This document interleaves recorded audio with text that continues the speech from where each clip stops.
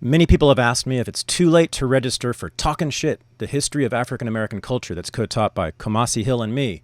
It is not too late. We have had one session, it's been recorded, and you can live stream it when you buy the course. We have 3 more sessions coming up, meeting every Tuesday in November. Go to renegadeuniversity.com to register for this amazing webinar. Also, be warned, Black Friday's coming up, and we will have a huge sale for Renegade University members and people who want to join the party.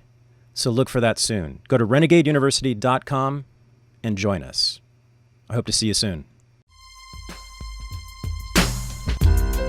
This is the Unregistered podcast, and I'm Thaddeus Russell. This is a show about ideas, people, and behaviors that are considered inappropriate, out of bounds, or beyond the pale. The things you're not supposed to talk about if you're a school teacher, a college professor, a businessman, a politician, a parent, a neighbor, or even a podcast host. These are the things you're not supposed to say or even think if you're a good liberal, a good conservative, or a good citizen. Each week, I'll interview a person who has something bad to say. They might be a journalist or a professor. They might be a porn star or a drug dealer. They might just be an ordinary person with an ordinary job who doesn't care about the rules of polite society. I'm not interested in breaking the rules just to be a troublemaker. I'm interested in people who break the rules of conventional thought and to expand the scope of what is possible to say in our society. I'm interested in people who make me think. You're about to hear a story about drugs. You're about to hear what it's like to feel so alone in the world that the only thing that gives you the feeling of a hug comes in the form of white powder. You're about to hear about the barbaric ways in which we treat people like that in our society. But you're also going to hear a story of hope, of no longer treating people like that like criminals, and giving them what they've always needed, even more than drugs: love. This is my interview with Justin Weiss.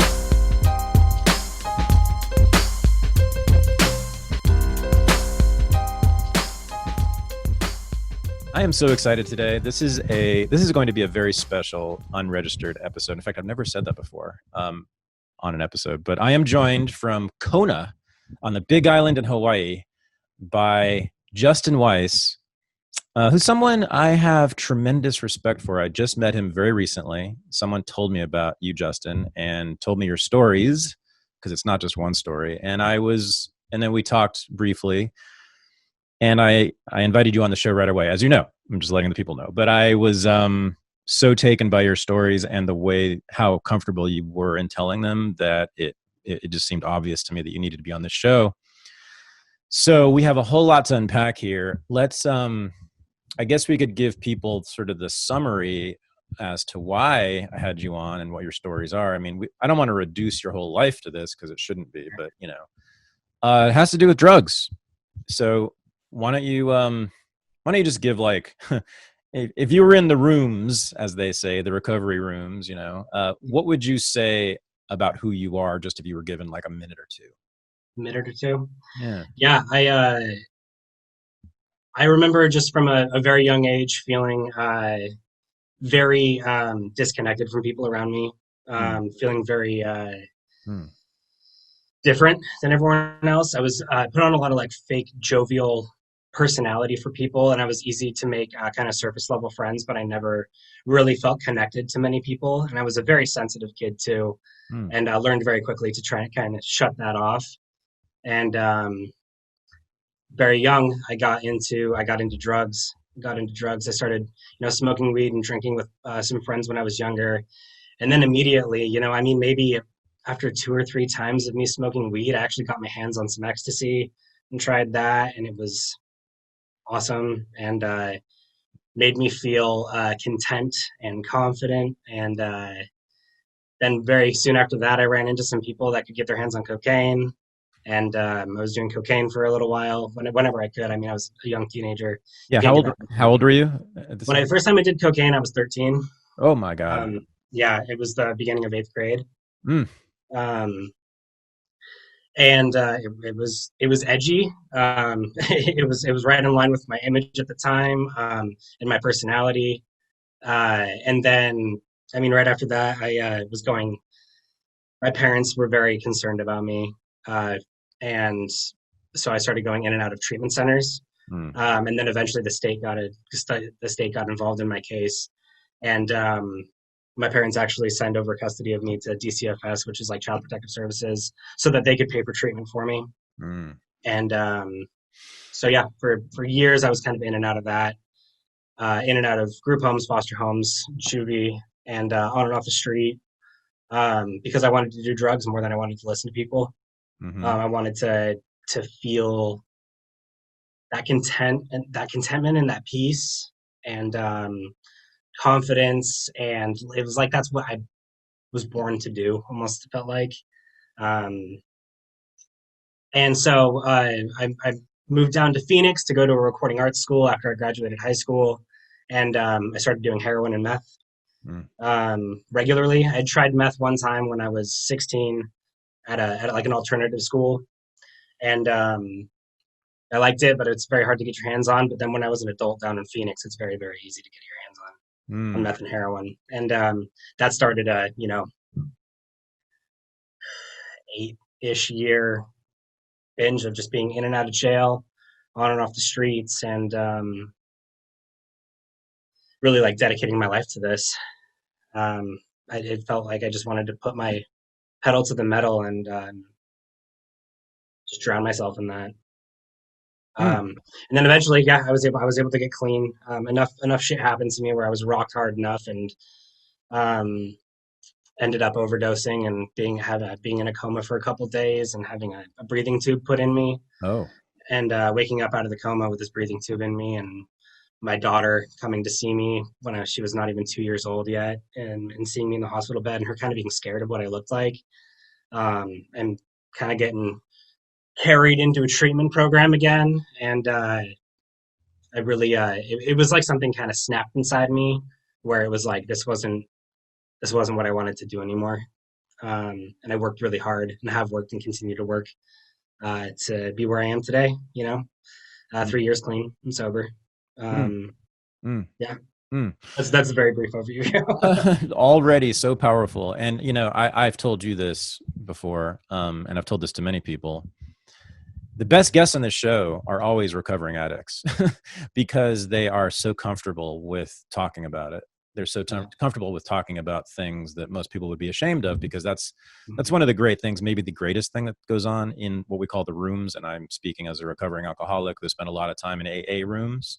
Mhm. And that's what it gave me. It gave me the ability to talk about certainly that stuff and a lot of other things that are painful about me, with basically no shame. And you'll know this the second if you spend any time in an AA room or an NA room or any of the A rooms, Yeah. any recovery, going through that, what you're doing in those rooms is talking about the worst things you've ever done, basically, and things that you've been ashamed of for so long. And there's this tremendous release that allows you a greater self-understanding and just a comfort with who you are in all of its beauty and ugliness. And so right there, just in your summary of your life during those years, you could hear that's you've already gone through this, because a lot of people wouldn't even be able to say what you just said. I mean, if imagine if you were a politician are you 20, how old are you now? Like 27? I'm about to turn 27. Yeah. Yeah. So you're talking about from about the age of what, 12, 13, 14 until what, 20, when did you get clean? October 2017. So 3 years ago.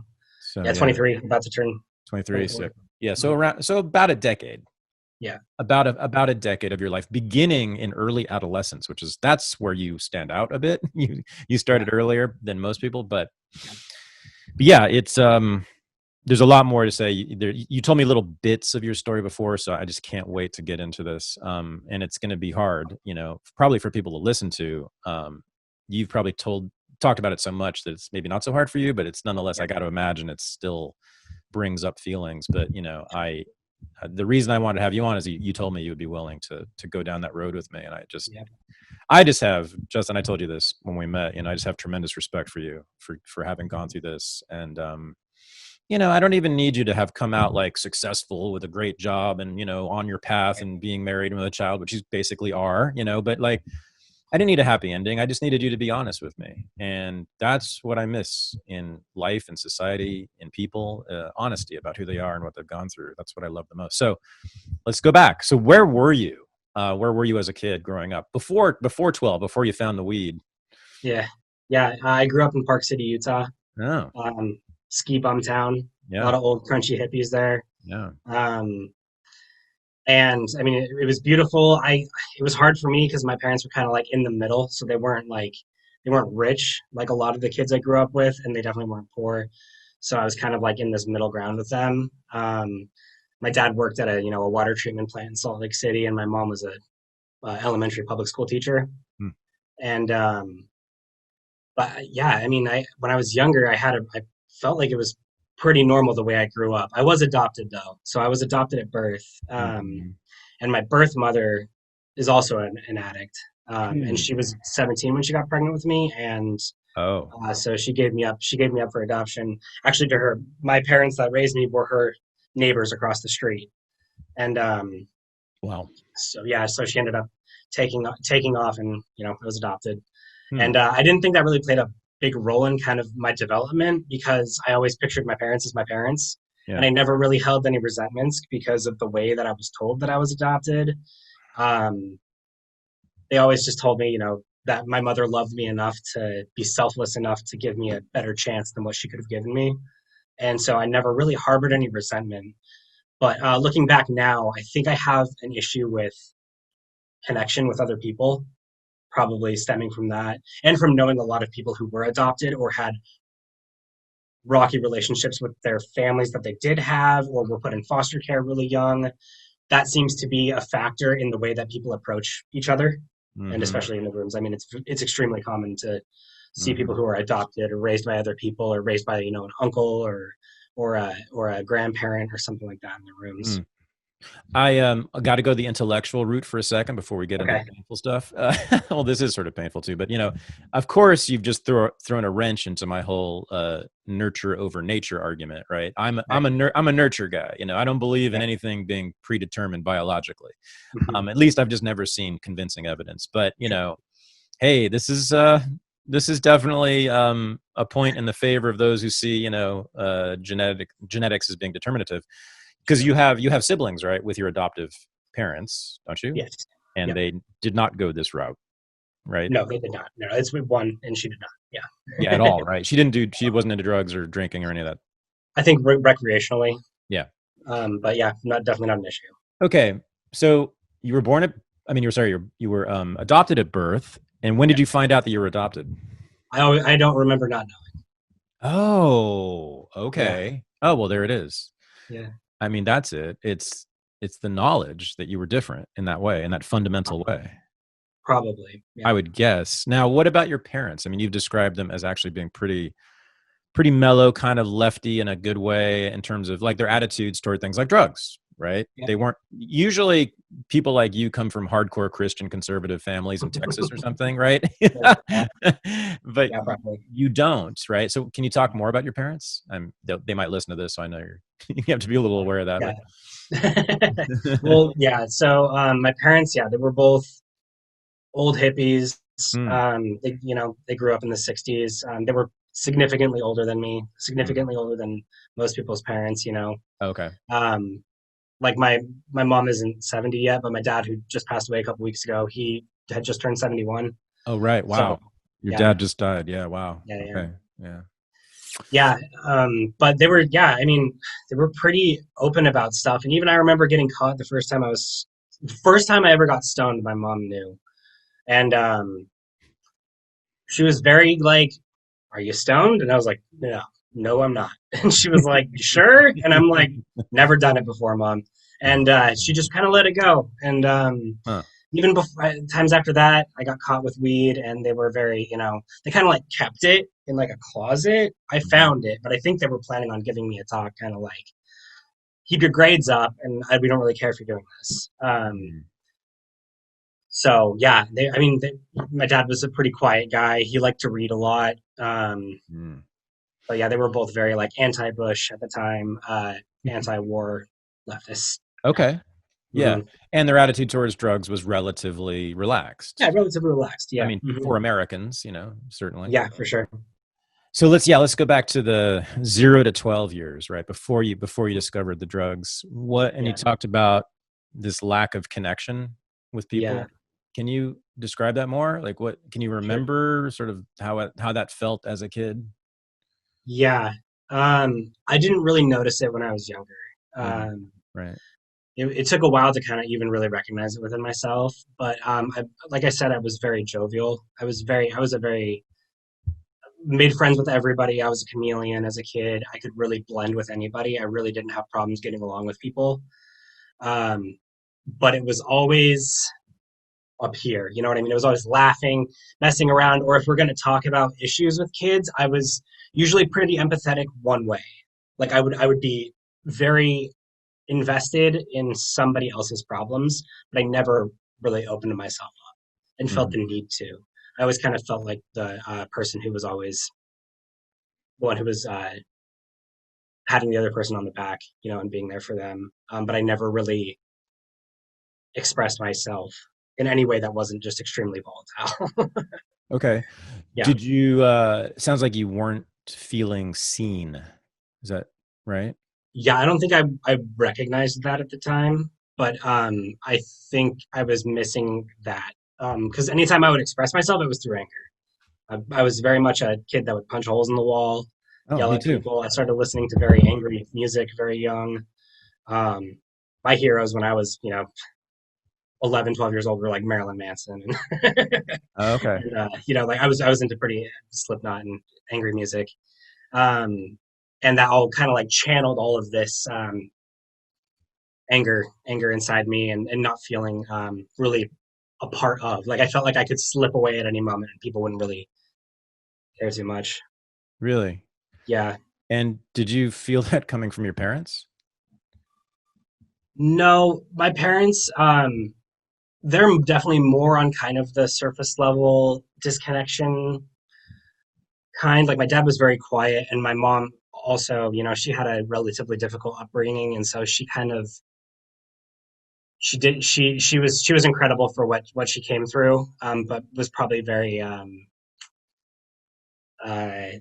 she doesn't like to get into emotions very much. Can You you know, can you speak a little bit about what she went through? sure, yeah, yeah. She grew up, early days, very LDS household. Um, Mormons, for those who don't, for yeah, civilians very out there, Mormon. Latter Yeah, Day very Saints. Mormon, very conservative. Mm, okay. And she had a few siblings that were mentally handicapped, and Mm, so one of them was violent. And so oh, it was very hard on the family, like going to church, in the 50s with this very volatile, violent child who was mentally handicapped, and it was a very large Mormon family. So I think a lot of everybody's individual needs kind of got buried underneath um, the mental handicap kids, as mm-hmm, well as the size of the family. mm-hmm, And there was very strict, like you need to present yourself as a good Mormon woman. Um, mm, bake good cookies and don't express sexuality and all that kind of stuff. yeah. And so that's what she kind of came out of. So she probably wasn't seen much either. Yeah, probably not. A bunch of other siblings, and several hmm of whom were taking all the attention all the time. Yeah. And then your dad, you said, is quite reserved and spends a lot of time reading books. hmm Yeah. Yeah. Yeah. Yeah. He was also he grew up in like a German immigrant. I think they were second generation immigrant household, and his dad beat the shit out of him as a kid. Oh. Like was really violent. My grandpa. Yeah. Yeah. He was very nice and calm and docile when I was growing up, but very violent, very volatile. Oh, And so wow. that was my dad's biggest thing was I'll never lay a hand on my kids, so I never neither me nor my sister ever got even close to a hand laid on us, just because of the way he was brought up. But he dealt with it in his own way, and he was very very reserved. Yeah. Um, yeah. Yeah. Yeah, I was basically neglected as a child by my parents, who were just sort of spaced out or sort of interested in other things most of the time. And this is sounds perverse, and maybe people would think I'm bullshitting, and maybe it's not literally true, but I've often actually envied people who have been hit by their parents because it's contact, it's attention. They are definitely paying attention to me. They are definitely seeing me in this moment, is the fantasy, which is, to me, in my imaginings, is preferable to sort of this walking prison, this walking solitary confinement, I should say, right? Just, it's always with you. Wendy Brown, a great theorist at UC Berkeley, has called it the plastic cage, just sort of like the way people move, but the constraints are always surrounding them, Right. But yeah, okay, now I'm back to thinking it's nurture. I want to thank all the listeners of Unregistered who have helped themselves and helped a good cause by becoming customers of Paloma Verde CBD, the sponsor of the Unregistered podcast. Many of you know that Paloma Verde is owned and operated by Carlos and Vanessa Abelar, a couple out of San Antonio, Texas, who have, despite all the odds and opposition from major institutions and our culture, managed to make Paloma Verde, with the help of Unregistered listeners, thrive. Now, they had a brick and mortar store all set up and ready to go. It was absolutely beautiful in San Antonio last winter. But then, of course, the government decided to board up everything. So they lost their money, their investment, their time, and their efforts in that store and decided to go online. They went to the banks. They asked for loans and accounts to help them do that. The bank said, no, you're a marijuana-related business. We can't help you. But they persevered. And they reached out to me to help get the word out about their amazing company. And so I said, yes, but what do you have to offer us? And they said, you know what? We're going to give your listeners a discount like they will not find with any other CBD company. This is true. If you go to palomaverdestore.com and use the discount code RENEGADE, you will get 25% off any order. If you join their mailing list, you get another 10% off. So if it's your first order, you're probably going to get 35% off the whole order. Then they also put together my 3 favorite Paloma Verde products, things I use every single day and have loved for many, many months now. This is their tincture, my very favorite Paloma Verde product. You put some drops under your tongue. This is high potency tincture, by the way. And for me, it helps me tremendously with my anxiety and my sleep issues. I eat their really tasty candy-flavored gummies, which have 10 milligrams of CBD in each one of them, and then their soft gels. I pop 2 to 5 of these per day. During election and holiday season, it's about 5. 25 milligrams per soft gel, by the way. Go to palomaverdestore.com, use the discount code RENEGADE, make your life and your body better, and I thank you. But the thing is, the nice thing is I have zero judgment of your parents. I'm not judging them whatsoever.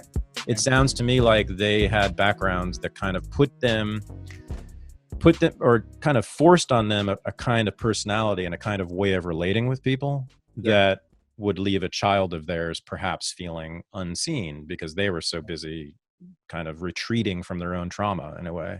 Yeah, I think that's very accurate. Is it? Okay. Yeah. I haven't met them, but yeah, it sounds so. Yeah. Okay. Yeah, I can totally. How about this? So I remember one guy in a meeting room once said this thing that just struck home perfectly to me. He said, I always have had this feeling deep down inside me. I'm a successful businessman. He was like good looking, athletic, he had everything. You look at the guy, drove like a BMW. This was in LA. And he said, but I've always had inside of me this sort of core of emptiness that went away with booze, with alcohol, because and a lot of alcoholics, I don't know if this is so true for what you were doing, but a lot of alcoholics, they've described alcohol as their best friend. And that's the feeling you get. And it's really very much what you're talking about, this feeling of connection. Yes. Which is funny because there is nobody around, you're connecting you're just connecting to the drug, it's just the drugs in your brain are making you feel the way you would feel, I suppose, with someone holding you in their arms or hugging you. Yeah. Did your parents hug you? Yeah, they did. Yeah. Physically affectionate? It was, I have a hard time saying that they weren't affectionate to me because they're 2 people that were very conscientious of how they were, I think, and they really tried to push past it. Hmm. So I don't think it's with a lack of trying on their part. But yeah, I think it was a little, it always seemed a little forced, I think. Oh, so you didn't totally believe it? Yeah, at the time. Yeah, I didn't Uh-huh. totally believe it. Yeah. Yeah. I know what Yeah, and that that feels like. translated again to friends around me. And Hmm. I developed a very, a way to I did a thing where I pushed people away as much as possible to see if they would come back. You know what I mean? Yeah. And that's a thing that I carry with to this day, but I'm Yeah. just more aware of it, and I can try to uh, deal with it now Me with too. awareness. But that was my whole life.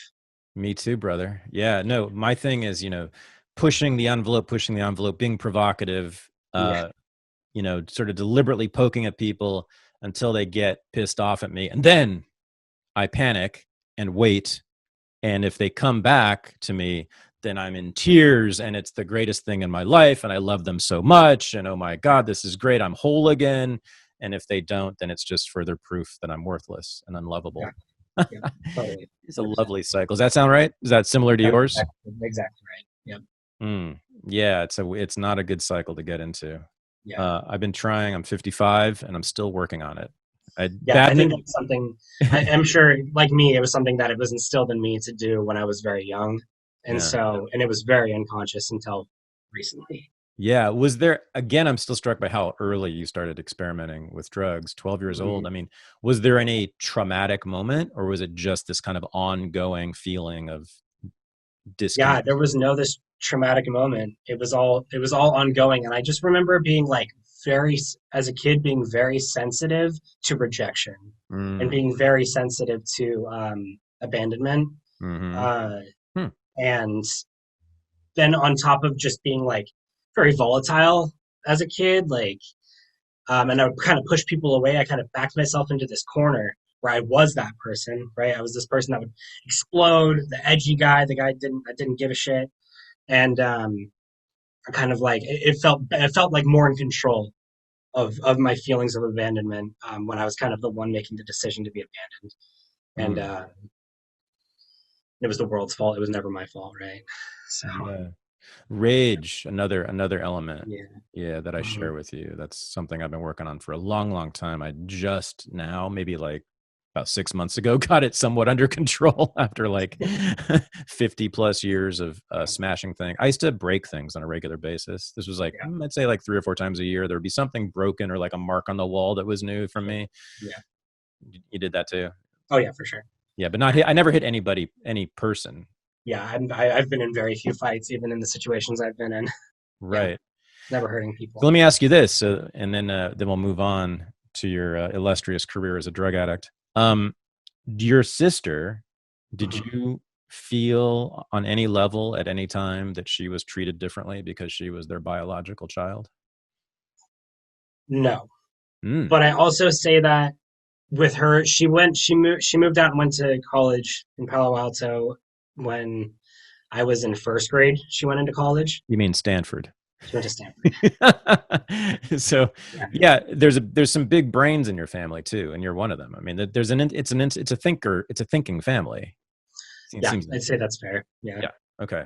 So, but Mm. you said, I'm sorry, you said something about when she moved out. She moved out, and so I mean, she was. It was almost kind of like, especially growing up, when after she moved out, it was almost like she was. It was like my sister that went to Stanford. You know what I mean? And she's out like she got a master's degree in international relations, and it was almost like she was this like myth, that was out there because I Mm. didn't get to see her very much. Um, Oh. and and so no, I didn't feel. I probably feel like I was the one that stole the attention from her because I Oh. was the volatile one. And I was like, I was the baby that got kind of like ushered in, right? And so I probably was the one that got the most attention, which probably it probably stole her thunder as the one going to all these lengths to really shine. Oh. And then I'm over here doing heroin, getting all the fucking attention. Did you say because you were the volatile one? Is that what?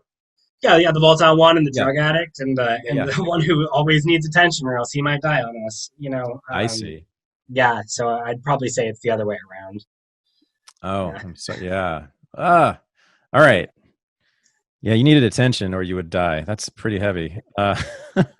It's a lot of pressure to be putting on people, Justin. It was a lot. It was a lot.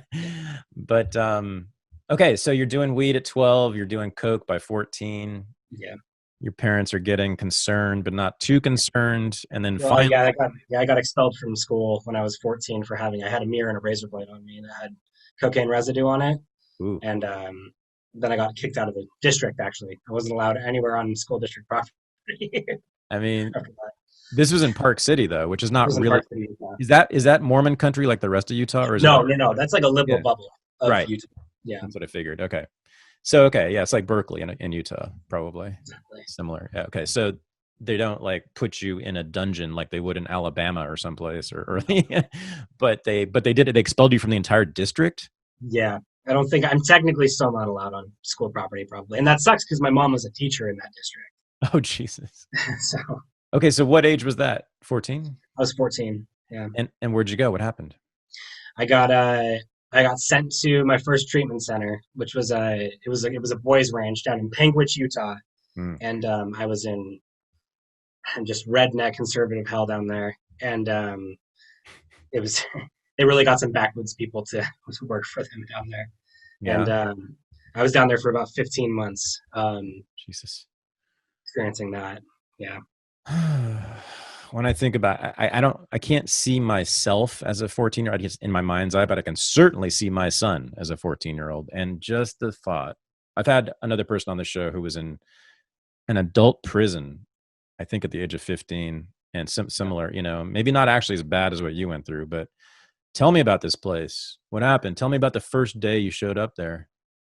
So my first day, my dad actually tricked me because it was kind of like there was like a clause in my expulsion that I could possibly be reevaluated to come back to school someday if I completed a long-term treatment center. Hmm. Um, so I knew that it was coming at some point that I was probably going to have to go to a treatment center. Hmm. Um, and so I got kind of put into a truck. They kind of turned a blind eye to me getting high at the time.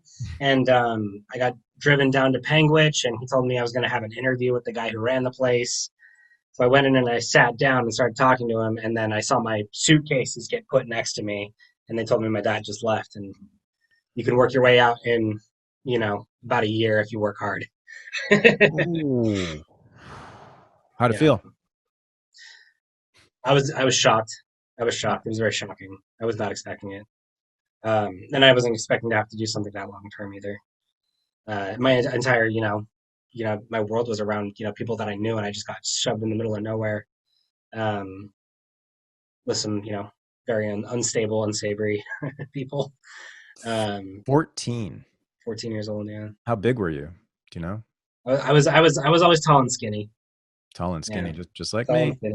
Yeah, Okay, yeah. And so you can be broken in half easily. yeah, yeah. That's how it always felt to me. I always felt like any one of these like big burly dudes could just come along and just snap me.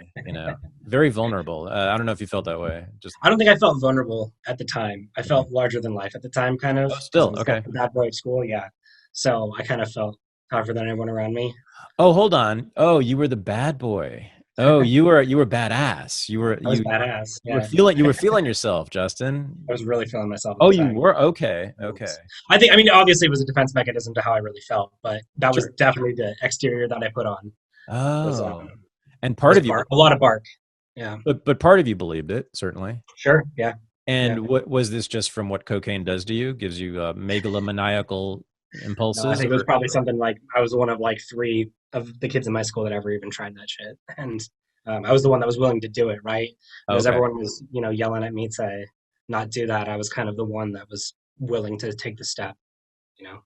oh, okay. Yeah, So you were brave. That's what thank this you. proved. This proved your courage. Exactly. And I suppose, yeah, right. You were kind of playing in the big boy world. You're kind of doing what adults only do, right? Hmm. Exactly. Okay. And so you get chopped down quite a few pegs when you see your suitcase next to you and you don't see your dad anymore. And they're saying you got a year here. You might, oh my God. So talk Yeah. about abandonment, my friend. Yeah. My parents never did that to me. And they abandoned the shit out of me, but they never did anything like that. Yeah. That my heart just feels like it would just fall through my stomach.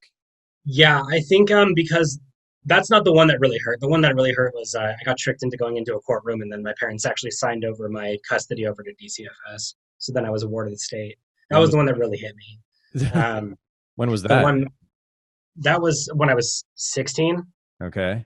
and I mean, I think they were just receiving a lot of information from people to if you Jesus. have a drug addict, you need to show them tough love. That's kind of the narrative here in America. Right. If you watch Intervention, you need to give them an ultimatum. Mhm. You can't allow them in your life, or else you're enabling. Mhm. And so I think this was all the advice that they were being given by all the experts, that they were talking to was you need to show tough love, and that sending somebody into a place like this is showing tough love. When really, like, somebody like me really needed like more tender love and care than to be shocked, out of this. Um, and that just really made me retreat more into my corner. That's Every just time I got hurt like this, it was just like, okay, this is who I am. This is what I do. it's just Yeah, shocking. We're talking about the 2000s, right? 1990 yeah, or yeah. Yeah, 90 my first treatment center 2008. 2008. Yeah. 2008. Okay. Yeah, So Barack goddamn Obama's president. We've progressed so far that we have a black fucking president, but yeah, we are treating children with drug addiction with severity and toughness and harshness yeah, and probably some humiliation too, right? It's probably part of yeah. it. Hmm. And they actually believe that would make you not want to do drugs. That's the deal. Yeah, that's the I deal. want to do drugs just thinking about it. I know. Yeah. I want to Yeah. do I every remember bit us of huffing. I mean, we would go. There was like some people would bring their vehicles on, and we would huff gas out of their gas tanks of the the vehicles, like to fuck get out of high here. in the Are you place. And kidding me? no, You huffed gasoline? out of gas tanks. Yeah. What are you, some kind of junkie? I've Yeah. never even heard of that. Man, you broke Yeah. all the records. Okay, so tell me about this goddamn place. What's it called? Let's get the name The out. first place was called Silverado Boys Ranch. I think it was actually technically called Silverado Academy. It's no longer around. It got shut down Oh, because one of the staff members there was making child porn and raping the children at the place. oh, oh. Yeah, Okay, which never okay. happened to me, and I didn't see, and I wasn't aware of. But a couple years after I got out of there, it was all over the news. This man received 2 life sentences in federal prison for making child pornography. Um, and they got put out of business pretty fast. He Oh, was actually fired and then rehired by these people because they said he was making inappropriate advances before, and then they fired him, and then 6 months later, I think it was, rehired him, and then he ended up doing all this. Yeah, oh my God. yeah, it was He's pretty wild. essentially a prison guard. That's his job, essentially, right? I mean, Yeah, that's. basically, yeah. I mean, I remember him being very nice to me. Um, he was a big black man from the backwoods of Utah, and I remember him being very nice. That's all I really remember. He went out of his way to talk to me a few times. I bet he did. Yeah, yeah. And which obviously, I think I was 15 at the time when he started working there, and I had no radar for anything like that. Of But course. looking back, I can see some weird shit that the vibes he was putting off. So he wasn't like, forcibly raping children at the point of I'm a not sure the gun. details. I've looked into it a couple times just to kind of know the details, and it's all sealed because it's all about minors and Minors. what happened. But they consider it forcible sodomy because of their age. Oh, sure. No, I mean, but I just mean that he wasn't Yeah, like I'm not sure. I'm not sure. physically holding them down. He's probably seducing them on some level, right? Some level, yeah. Yeah. And these were very impressionable, very vulnerable kids who were taken away from everywhere. I was one of 2 kids from Utah that was there. The Oh, rest of them were from Michigan or California or oh my God. yeah. And they're like, how old? What was the age range? About I think 13 was the youngest, and then set to 17. Yeah, You have these kids they've already got just a world of problems. They are yeah, sent halfway across the country to the middle of nowhere, some desert. Hmm. Here's a cool, kindly black dude who's probably Yeah. the cool guy there, I'm Who was the betting. cool guy? Yeah. Yeah. And right. And you don't know what signals mean Yeah. No idea. when you're a kid, and it's all fun probably, and it's also your you know, I bet it's nice to be like best friends with whatever his name was, and have whatever his name was, do things for you because you were tight with him, and then it Yeah. escalates, and then but he was such a genius, he decided to make videotape Yeah. of the encounters with the children. Yeah. Well, that wasn't so bright. Was he assuming that it would never get found? Is that it? Yeah. So I'm from what I understand, one of the kids after going home eventually like Facebook messaged this counselor and was like, "I'm gonna fucking expose you." Oh.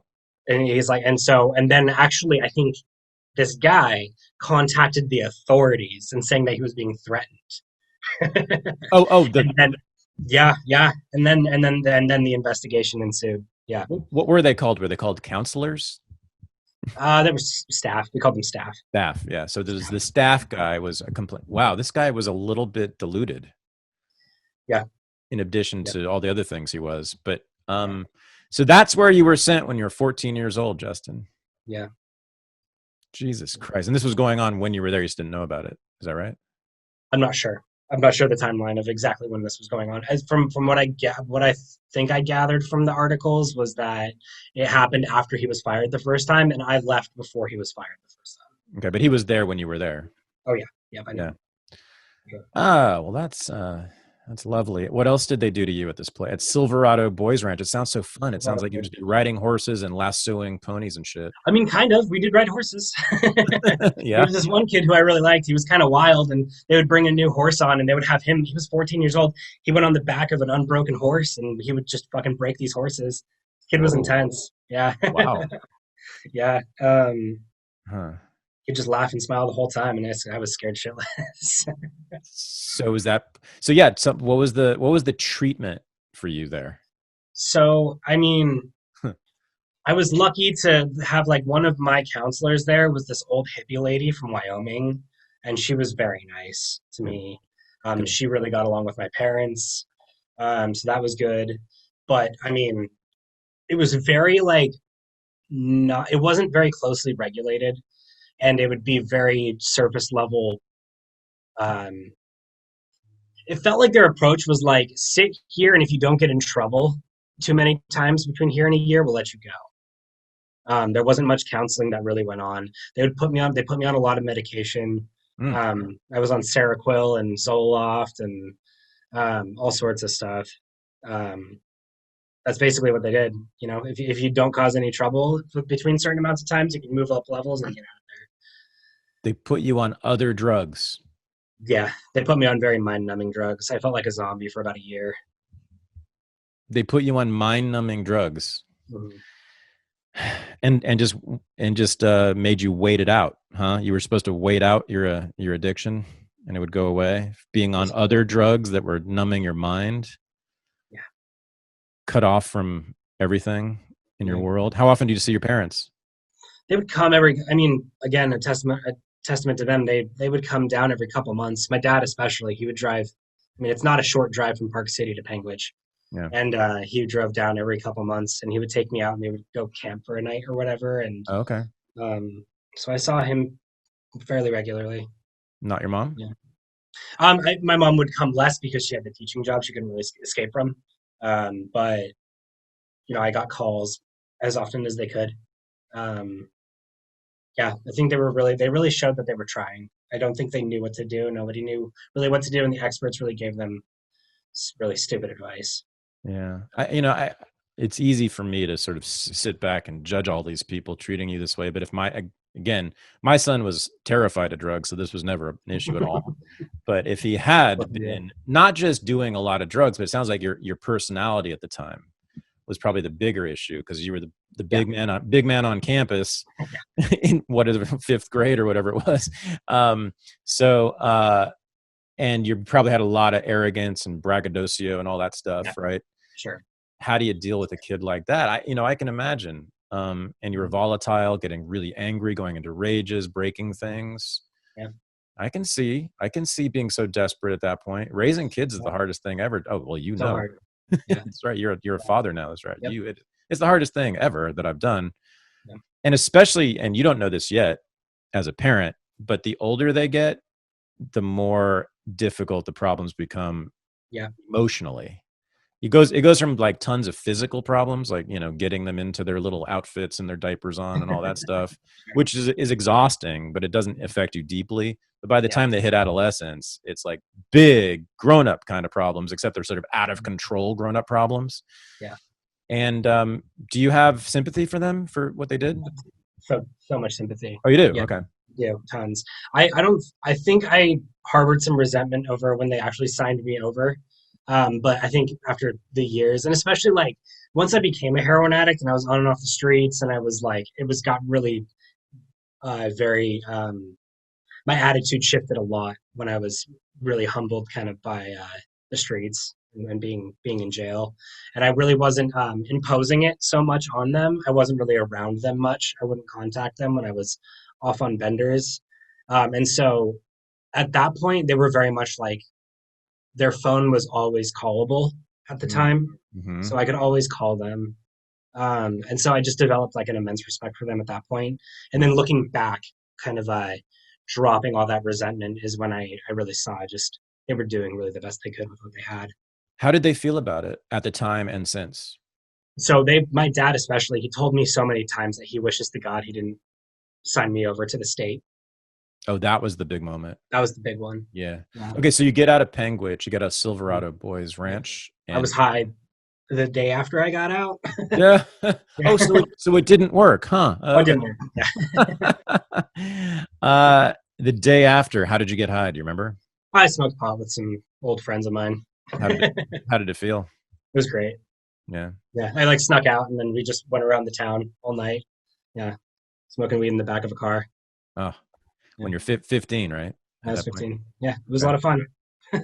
And then what'd you do? Did you go back to school? Um, so I got the only school that would take me was a Catholic school, and Ah, they know and how to deal with people like you, brother. dude, I went in and I talked to the principal and he like gave me a personal interview because he kind of saw my record and gave me a chance. Yeah, Hmm. Yeah. yeah. I mean, it was a cool school. It was all right. Did a lot of drugs there. That's what Catholic school's for. It's for drugs and Yeah, sex. yeah, having sex and doing drugs. I did a lot of both of those there. That's the point of it, I think. I think Yeah, that's why they invented them, the yeah. Catholic schools. So you were there for about a year before No, I was there for about 6 months and then I got kicked 6. out. Okay. And you had graduated to the heavy stuff, right? You were doing meth and I heroin. was doing like pills, and I hadn't tried meth yet. Okay. So I was doing pills. I was doing ecstasy when I could get my hands on it. I was smoking a lot of weed. Okay. I actually met my soon-to-be wife while I was at that school, Uh-huh. um, and we met doing drugs together. Oh, that's And right. She has a yeah, yeah. similar I mean, we background. were smoking weed at a friend's house, a mutual friend's house. That's how we met. And yeah, I mean, I was still pretty volatile. I was in like an outpatient treatment setting for mental health because my parents thought that depression was the issue, Mm-hmm. and so which I don't think really fits very well for me, depression. Um, Mm-hmm. so I was on this medication or that medication, not as much as before, but some, and it wouldn't really work anyways because I was doing all the other drugs that I could get my hands on. It wasn't depression. What was it? Depression. I think it was just this like just feeling a disconnect from Yeah. everybody, and I don't. Yeah, I mean, But I how don't even did know what depression is anymore because it used to be like a chemical imbalance in your mind. Now they're saying that may not be the case at all. Sure, Um, yeah. But how did it like manifest in terms of feelings? So depression, people who are depressed clinically, have a hard time getting out of bed, have a hard time getting yeah, motivated to do anything. They mhm, lack interest in anything in life. They yeah, tend to not do drugs actually because they have not even any interest in feeling good. exactly. But you weren't doing that. You were actually No, seeking no, it. I was seeking out feeling good. I was seeking Yeah. out feeling connected, and I was seeking feeling out, feeling How about um like I was where I was supposed to be. Like it was okay that I was in the world. I remember the first time I did mushrooms and and I remember coming off of the back end of it and just feeling like I was just where I was supposed to be and that everything was going to be okay. I felt optimistic for my first time in my life. Optimistic. Uh-huh. I had hope. From Um, from mushrooms. yeah, from mushrooms. Yeah, yeah. Yeah. hmm Did you so I'm an anxiety guy, not a depression guy. How about you? Was there anxiety as part of this? God, I have it now. I Yeah. Oh have yeah. it now. I don't think it was that much when I was younger, He but wipes his now, brow as he says yeah. it. No, I have anxiety now, like being sober now. I don't know. I did a lot of meth, and so I think it made me a little twitchy, Okay. and paranoid in general. But that's not how you started. That's not how I started. No. Oh, I see. Again, it's just this emptiness feeling. So I'm trying to get it like, you know, I think everyone has that at some point, and I think addicts have it especially, this aloneness, Yeah. this deep loneliness, kind of what I was talking about, feeling that core of emptiness in you. But I'm just Yeah. trying to get it like sort of like the next layer of feelings around that. Like what, how did it, you know what I mean? How did that feel? Were you afraid? Like I have fear, right? I have fear of Sure. being left alone. Like I have Yeah. this constant fear of like, and sometimes I walk around and I think that I'm on the moon when I'm actually in San Francisco. Sometimes I feel like I'm in the middle of the Pacific Ocean when I'm actually at home with my wife and son, which is years ago. But so it's a lot of fear though, like fear of being left, fear of being, not, I guess not being able to survive somehow because I'm completely Okay. cut off. I'm in outer space or in the ocean, right? Yeah. Was there any of that? I think the hard part is I had all of this. It was such a bad feeling to me that I had this suppressed under layers and layers and layers of self deception and denial. Yeah. And anytime I felt anything like I was less than, that shit got shoved down, and I was just I was very delusional. I think for the Mhm. way I was feeling. How about this? Let me see if I can connect with you in a different way. You don't have to connect. I'm just trying here. For me, my ego is like a big balloon, right?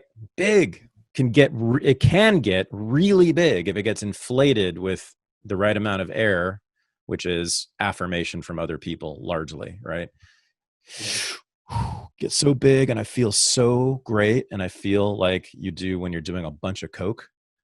And then weirdly, someone can just come along with the tiniest little pin and say the smallest little thing, pop, and the whole thing, oop, is gone, Yeah, yeah, deflated. I go from 100 to 0 yeah, instantly over totally. not even big stuff. Yeah, Over not even absolutely. big stuff. When Yeah, I that was describes my entire adolescence. Yeah. okay, yeah, Mhm. right. Um, I think that's got to be a common thread for us addicts too. And I'm assuming I'm basically in the same category as you as an addict. Just I chose different drugs, although not entirely. But all right, you were made a ward of the goddamn state of Utah Yep, I was at the age of 16. 16. That doesn't happen to white people, Justin. You're telling it. That's a lie.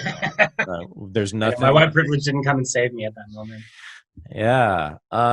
Holy crap, man. So you got increasingly out of control after you got expelled from the Catholic school? Is that what happened?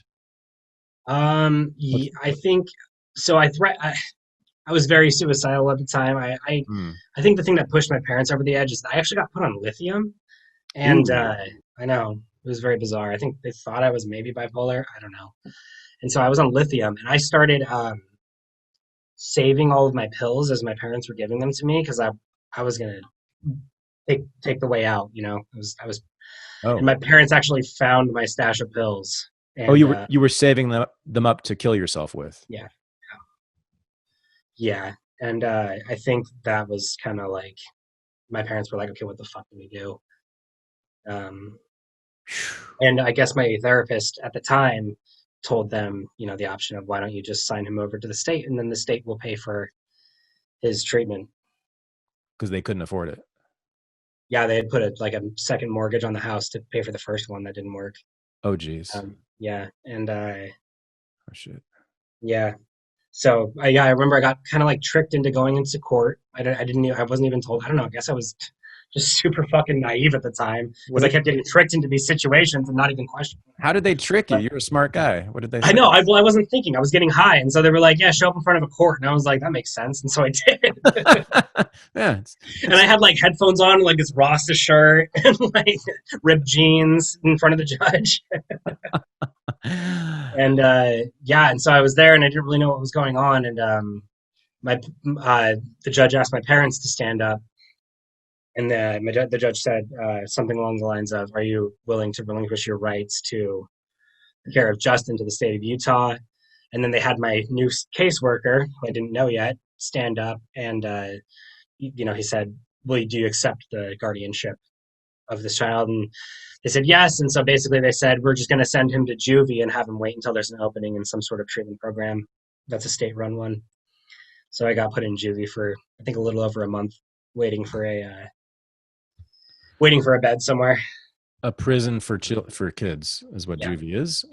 And so you were put there for a month, even though you hadn't, well, certainly hadn't committed any violent crimes, right? Or had you Yeah, stolen they stuff? didn't have any crimes at all for me. It was just because they could really do whatever they wanted Yeah. with my persons because now I was a ward of the state. You weren't stealing stuff yet to support your habit or any of that? No, I mean I stole sure from people, Yeah. but it was very petty stuff. Yeah. This was just to treat you, to treat your drug This was addiction, just for treatment. to put you in prison. Yeah. With a bunch of Yeah, criminals. with violent kids. Yeah, Yeah. Tell me in where was this in Utah? this is in Salt Lake City. In Salt Lake. Yeah. Yeah, So you're tell me, right across the street from the jail. Yeah, so there are, you're telling me there are bad Mormon kids? yeah, there are. Yeah, So tell me about that place, man. I've never been inside of a juvenile detention facility. yeah. I mean, it looks just like jail. Yeah. I mean, everything to the T. The way you walk with your hands behind your back, the clothes you wear, um, the way they have to buzz big steel doors open for you to go anywhere. It's like in the round, and there's different sections. I mean, it's just like a jail. Hmm. And you have cells, and you have these little tiny thin mattresses with like this faux pillow on the top of them. And you just Hmm. throw that on a slab of concrete, and that's kind of what you sleep on. Um, in juvie, you do have private showers though, Okay. so you get to shower by yourself. Did you say it was in the round? The cells were in a round?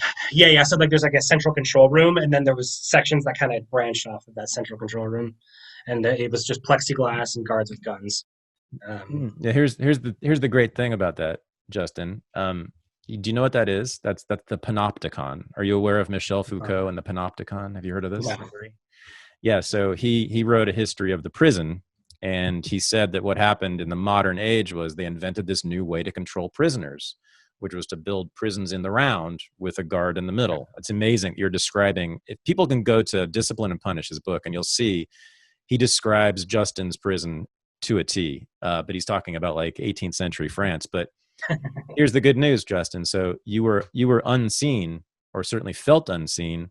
Well, the whole point of the panopticon is that everybody can see everybody else all the time, yep, right? The guards and the other prisoners, right? There's bars instead of walls, so they can look right into where you are.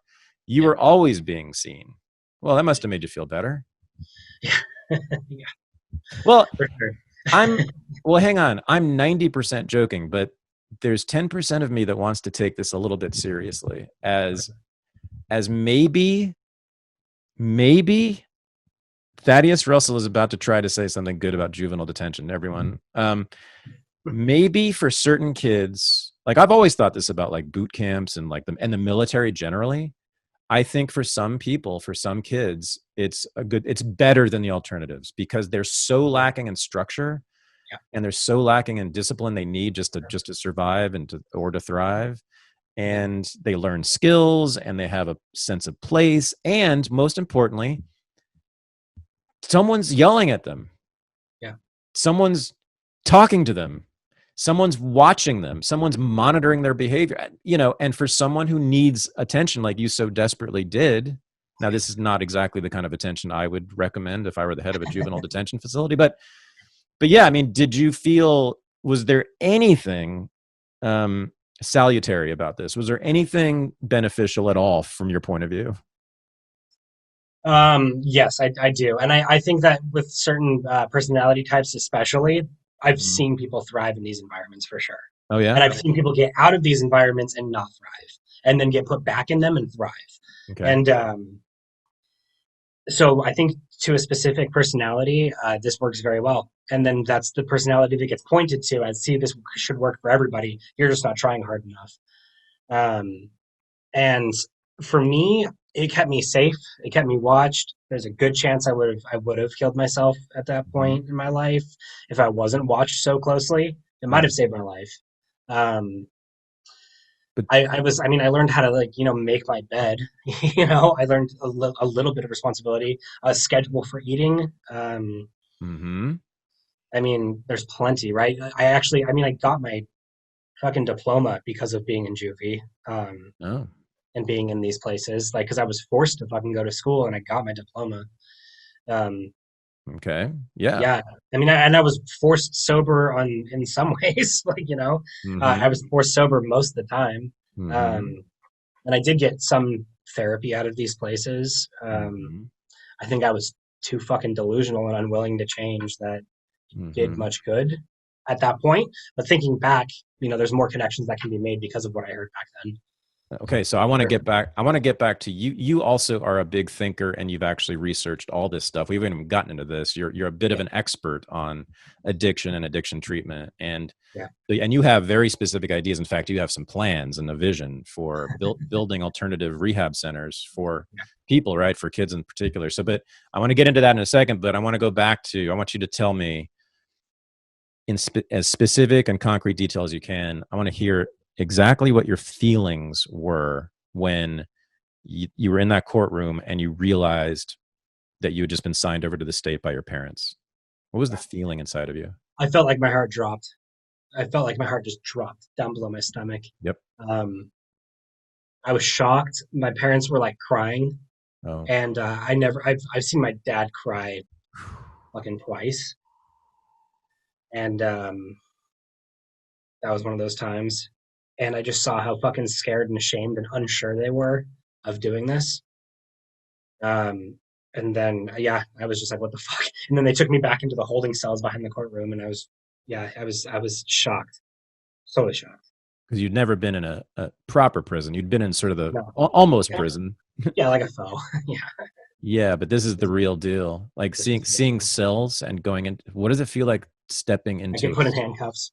Oh yeah, Yeah, I was put in full shackles. Like, they put the chain around your midsection, and then you get your hands chained to your midsection, and then you get the leg shackles too. even They though do it what to children too. Yeah. even though what you needed was rehab. I didn't know that. They full Yeah. shackles on a Yeah. and yeah, what did it feel like when you took your first step inside that cell?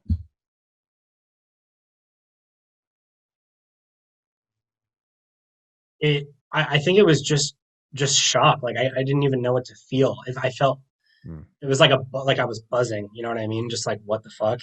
And mhm. they leave like little, like, single rolls of toilet paper, and I learned that very first day this is the best way to get a nap in when you're in a fucking cell. So you take one of those little things of toilet paper, you set it down on the bench, and then you lean your head on the toilet paper, Oh, and that's a pillow. It's enough to support your neck so you can actually fall asleep.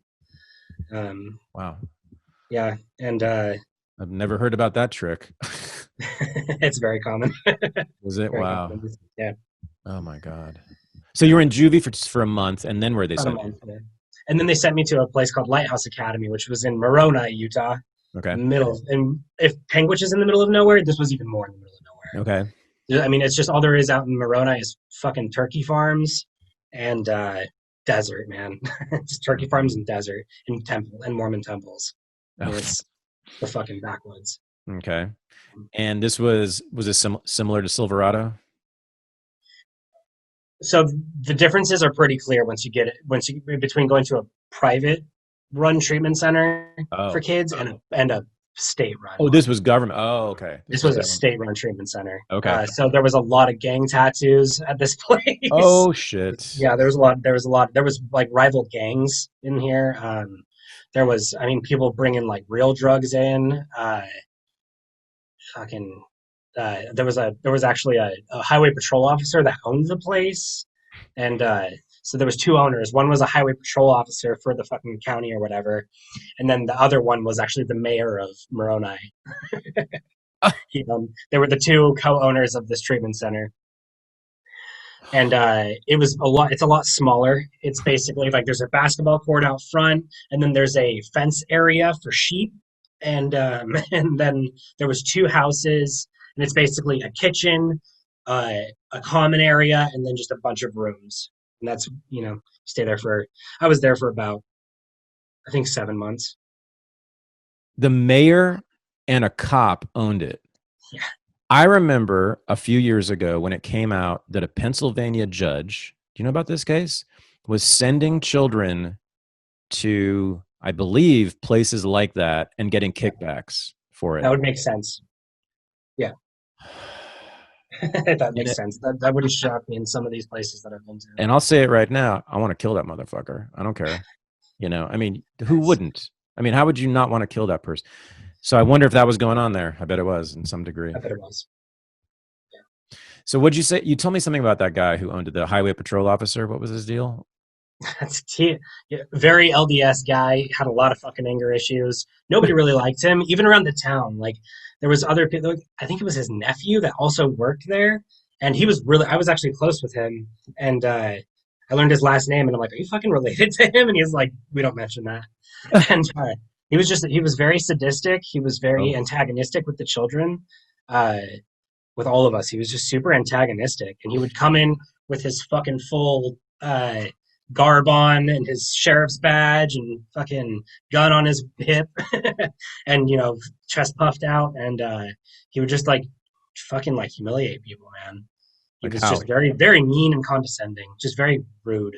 He's a fucking rude person. Like, be specific. What would he do? How would he cut you down?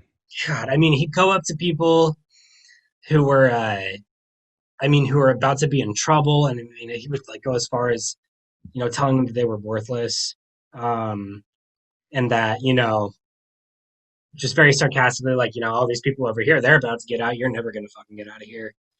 And I mean, I can't really give you great specific examples, but I just remember him being just extremely rude and condescending and antagonistic. Yeah, and this is all teenagers, right? Or this is all minors. Yeah, these are all 13 to 17-year-old kids. 13 to 17, not even 18. Not 18. Right, they can't be, right? Of course, right? Of course. My God Almighty. Yeah, he sounds like a pure authoritarian. 100%. Yeah. Not a totalitarian. This is the good news. The panopticon is more the totalitarian thing. Because the idea of the panopticon is to get you all to, when you see each other, you start judging each other, and then you start to shame each other, and then you start to police each other, and then you start to police yourself. Yeah. That's the shame becomes internalized. And we have records of prisoners coming out of those places in the 19th century and saying, "Oh my God, I'm so sorry for everything I ever did. I'm going to be a model citizen now because I have seen, and I've been seen, and I've been." But this guy is not smart enough to be a totalitarian. If you just go in there and just start smacking kids around, even if it's just verbally, sadism doesn't tend to work very well in getting people to internalize the discipline that they want you to internalize, which for him would have been the discipline of the state, essentially. Right. And so you said gangs were running amok in there? I don't know. I don't know if running amok is the right word, but there was definitely rival gang members that had to be separated. They're between the houses. Hispanic gangs from Salt Lake City. I was going to say, okay, so that's where I learned anything I know about gangs. I learned from these places. Okay. Yeah. So was it mostly white with some Latinos? Is that it? I'd say in there it was probably half white, half Latinos, and other. Okay. Yeah. Was there any? So where did you sleep? Slept in a bed. I mean, but in a cell, or was it No, it was like a dorm. It was like a dorm. It was like a dorm. So it was like a bed with a head on it and stuff. And there was, I think, 4 people to a room in that place. got a Okay. dresser and all that stuff, and you're in the middle of fucking nowhere. Some kids did end up running away. Actually, two gangbangers. They ran away, fucking jacked a car, and fucking took off back to Salt Lake Hell and got yeah. caught back there. Yeah, I know it was pretty awesome. And You had 3 roommates. yeah. At any time, and it got shifted around all the time. And there's like levels involved too. And then the higher level kids, and you'd get different colored shirts in that one for that one. They kind of had to police the other kids, right? So if you Okay. got up Oh. to a higher level, it was kind of your job to police and Oh. tell other people. Oh, well, that's the fascism. Okay.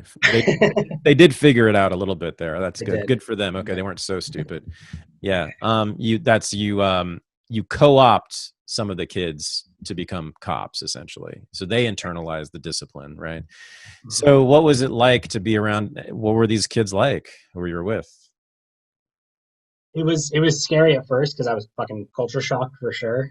Yeah. But they were like, it was amazing to see how quickly they were just like every other kid. This one kid in particular, I got really close with. I mean, he was 16 and had tattoos from right here, like all the way down to the tips of his toes, For those gang listening, tattoos. yeah, Justin Yeah, just pointed to the top of his neck. yeah, One of all the way those. down to the bottom of his toes, and he was extremely respectful and funny and nice and stuck up for me. Um, Wow. and it was crazy to see these kids who would, the second a gang got mentioned, they would kind of throw their chin up. But they were just normal kids. They were Yeah. kids and like chasing, having fun, laughing, chasing fucking sheep around, playing stupid games, making jokes. The Wii had just come out at that point, so we were playing Wii together, all of us, Hmm. fucking Mario, Hmm. and yeah, I mean that was really watching stupid shows.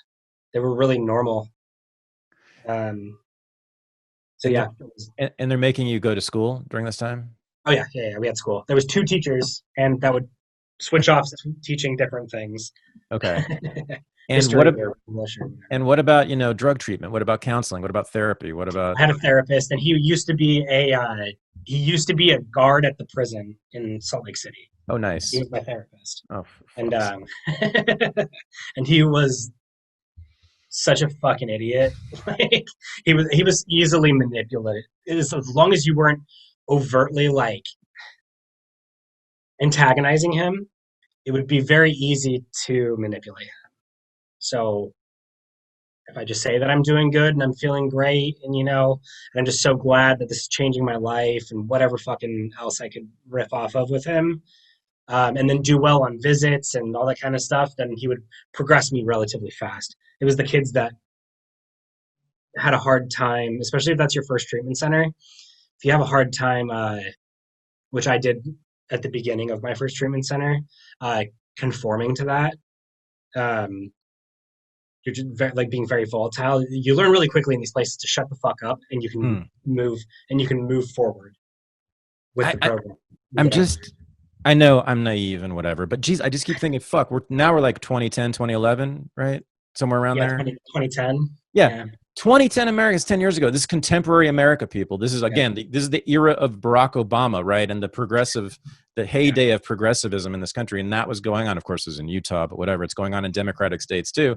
yeah. Um, I'm just really flabbergasted. As much as I know about the brutalities of the criminal justice system, I'm still flabbergasted at how they treat children. And especially a kid like you, am I right? You were not a violent threat to anyone? No, no, I wasn't a violent threat to Doesn't anyone. sound I like it. barked a lot, but I never threw. I never. I think I got in one fight like this entire time with all the treatment centers I went to. I think I got in one fight. Were there a lot of fights? Oh, tons. Yeah. Oh, And I saw kids getting beat the shit out of. I got hit a few times by that fucking cop. I mean, oh, there really? was there was one a kid who was a friend of mine at the time. He got taken down, and God, I mean, just like the shit kicked out of him. By other kids? By no, by fucking adults. The By adults who staff? my staff. Yeah, these Excuse. people who are supposed to like be looking over us and being compassionate. I mean, they would just take kids down if they got angry enough. Just and beat them up. Yeah, beat them up. I'm assuming that's illegal. Yeah. I think There's a it's dynamic between like who are you going to believe when the state's involved, all these state trusted sources, or Mhm. these troubled kids who want to get the fuck out of that place.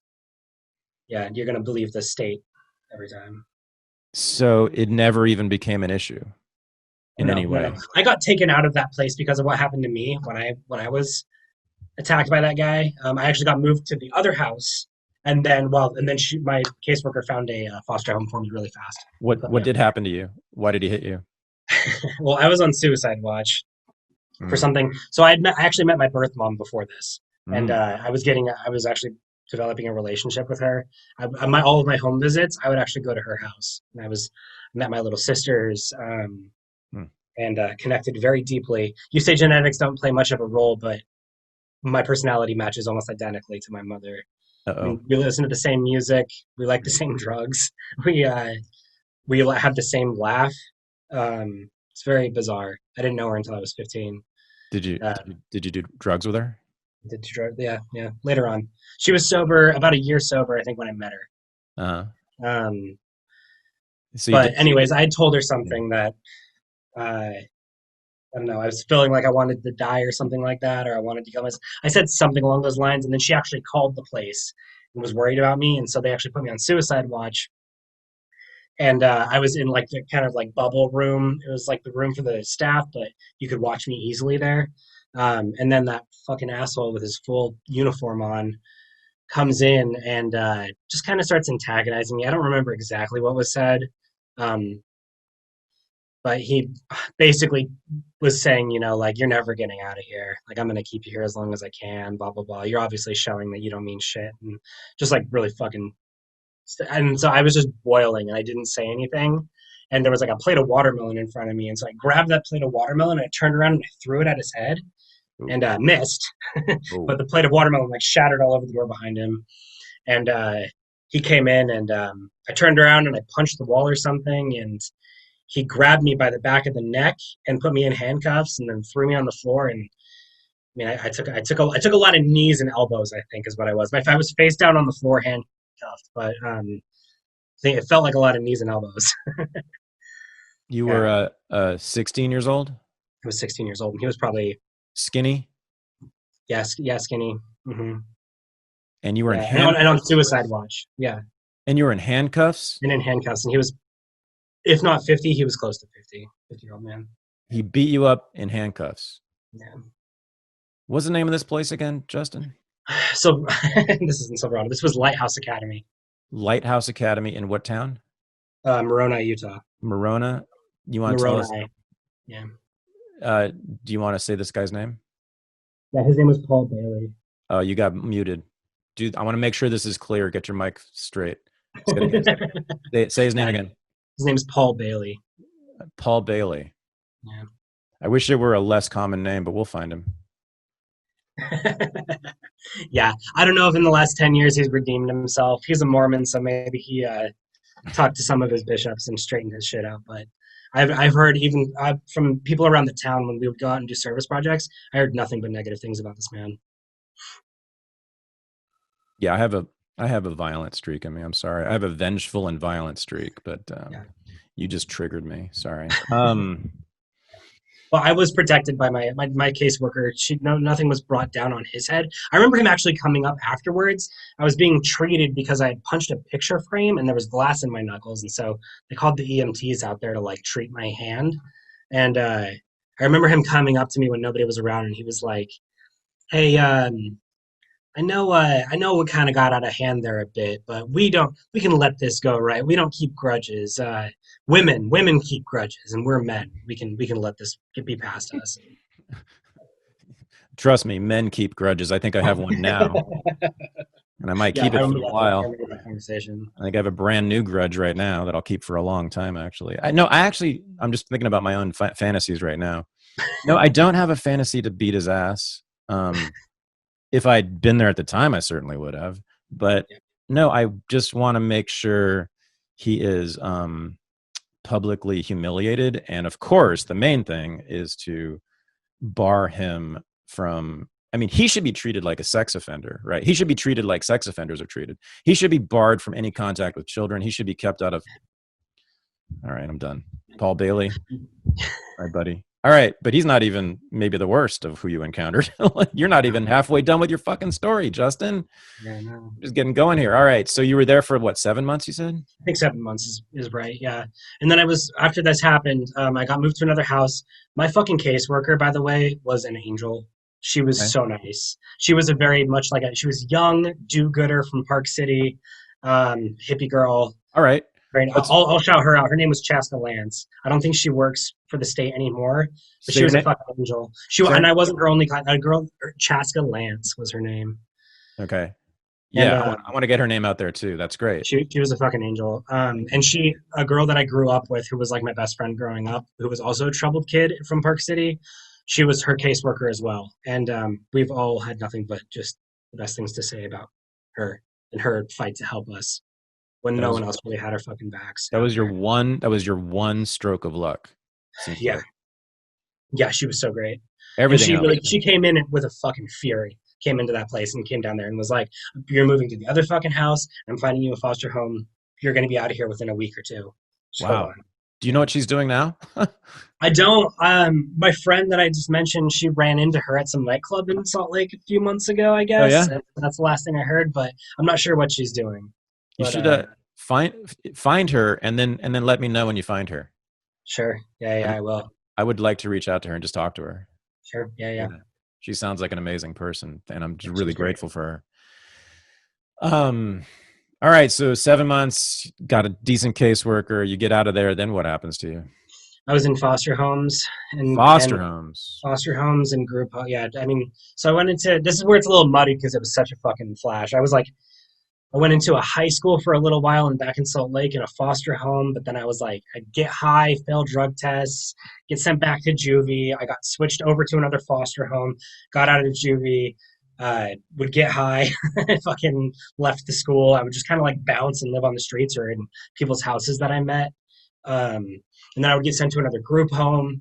And then, I mean, it was a fucking blur until I was finally let go out of the system. So I mean, probably another 4 or 5 foster homes and another 4 or 5 treatment centers, and then 4 times more in juvie. Jesus Christ, Yeah. over like what span of time? From 16 until a little past 18 is when I was let go. Oh, just 2 years you're talking about all those Yeah. foster homes and group homes and juvie Hmm. just Hmm. being shuffled around constantly Yeah. and occasionally on the street too. Yeah. Yeah. Yeah. Yeah. I mean, most of the time I would get taken in because I was more calculated about it. I'd meet somebody and then they knew somebody who was like friends with their parents that did drugs, and we would go over to their place and they would let us stay with them for a week, and then until we wore out our welcome, and then it was kind of back to juvie. Yeah. And Yeah, were your parents in Park City yeah, they were in Park City. and you were in Salt Lake? What's the I was all over. I was in Salt Lake. I was in Provo. I was in Orem. I was in Eagle Mountain. I was in huh. fucking outside of Scipio. I was all over the place. Yeah, And but you're not with your parents at any point. I wasn't with my parents at any point. Were they not allowing you to stay with them? They wanted me to have a specific length of good behavior until I could be let back into their custody, I guess. Mm. But that never happened. I just got let out upon turning 18. So you were barred from their house during this time, I mean, I went there sometimes, but right? it wasn't like I was legally not allowed to go there. I would have visits with them sometimes and go over there for a night or two.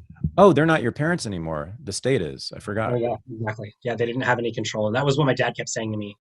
Why he kept apologizing to me because he was like, I had no control. There was nothing I could do. Yeah, I want to smash my head against the desk. Can I take a second here? yeah, Jesus Christ, that's hard. That's yeah, just hard, man. As a yeah. And I felt a lot of shame because I felt like this was all my fault at the time, and I'm sure, and a lot of it was. But at the same time, I was like, I've finally been able to allow myself the space to be angry about this stuff, like recently. yeah. Because I mean, forever I just carried this, and it was like everyone was fucking mad at me all the time, man, because they were just like, just fucking get it and move on. But it was like I just wanted to get high. If I would have just like been able to just fucking smoke weed and just go to fucking school. Like I might have been okay, but I was just being watched. And every time I smoked weed, that shit stays in your system for so long. That's what I kept getting caught for. That's what I kept going to juvie for, was failing for THC. It was Hmm. never for anything else. I'd Hmm. fail for weed because it stays in your system for fucking 45 days sometimes. The And one drug that was actually probably good for you in some way or another, you know. yeah, yeah. Yeah, because Probably. THC. How long does it stay in your system? How long is it? I mean, it could be. I've failed before Week? for like almost 60 days. Jesus, it stays in. Yeah, but it's usually about, if you're smoking casually, it's about 3 weeks, 3 4 weeks. weeks. How are they going to deal with DUIs on that? By the way, you I have know, no idea. I've been very nervous about Yeah, that. I don't know. I have no um. idea. Okay. It seems So very subjective, right? yeah. The cop can just kind of tell you that you're inebriated. Yeah. So tell me about the foster homes. I've known a few people who've been in them, and they just sound like hell. Yeah. Some of them were good, some of them were Yeah. bad. I actually named my daughter after one of my foster family's youngest daughters. Oh wow. Okay. Yeah, there were these.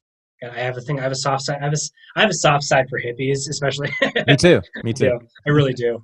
Me too. I'm definitely not a leftist, but I have a soft spot for hippies. For And they were sure. these very young, very Mormon, but very like conspiratorial people. They showed me like Alex Jones, like back in the day, before even Infowars was a thing. I think it was just Prison Planet back then. Oh yeah. And Yeah. showed me Alex Jones and all sorts of shit. They Hmm. hid money in their walls, and Oh my God. they taught me how to milk a goat. And Huh. they were so nice to me, and taught me how to drive stick. And they actually ended up they took me up into the mountains in the Uintas, and they sat me down and told me, they're like, we're actually they had an illegal child. They gave birth to a child without registering the child, so like they didn't have a social security number or a birth Wow. certificate. Wow. And so they told me like people are starting to notice that we have a kid that's illegal, and Wow. so we have to leave the state. And so they gave all of us foster kids back to the state, and they disappeared into the woods somewhere between Idaho and Oregon. I And I haven't love heard from them since. I love that. I've never heard about that, having a stateless child. I love it. Isn't it rad? Yeah, they gave birth to her on like the kitchen table and I've just never never fucking, yeah, they were awesome. they never reported their child to the state. Yeah, I named my daughter after her. That child, Oh. Dale's child. What's her name? Echo. Echo. Yeah, Oh. yeah, Oh, what a name for you. yeah. Oh wow. Echoes of your past. What We're what are hoping their she's just going to be the bougiest kid. we hope. We Yeah, we're hope. hoping. Well, no, not entirely, but what was that family's name? They were the Tanners. It was Tanner. Joseph and Janine Tanner were their names. And And you don't know where they are, they're just off the grid somewhere? I haven't heard from them since they took off. God bless those people. Yeah, How long were you with them? I think maybe 4 months. Oh shit. I was Could have been a hoping. little bit longer, but they Oh were the best. I would have stayed there forever. yeah, no, I just They wish were it had so been a lot nice. longer. I was hoping it was a lot longer than that. Oh Yeah, me God. too. How about the bad ones? What were they like? I mean, just rude. A lot of them were rude. I didn't see anything too crazy. Some of them were fucking weird people. Like out in, you probably don't know where Eagle Mountain is, but a Mm-mm. lot of polygamists live out there, and it's in the middle of nowhere in Utah County.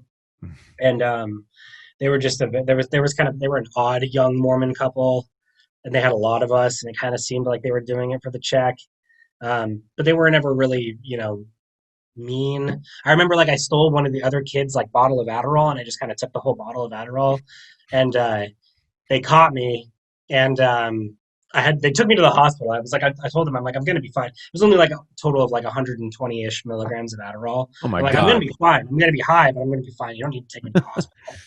Oof. And then I remember the dad like questioning me at the time. Like when I was like high on the hospital bed on Adderall, he was like, "How are you feeling? What does it feel like?"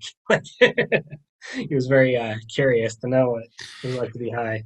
For those who don't know, so it's funny, just before we started recording, I told Justin sort of in a humble brag kind of way that I got up to 80 milligrams of Adderall a day, Justin. That's how bad it was. You took what? 120?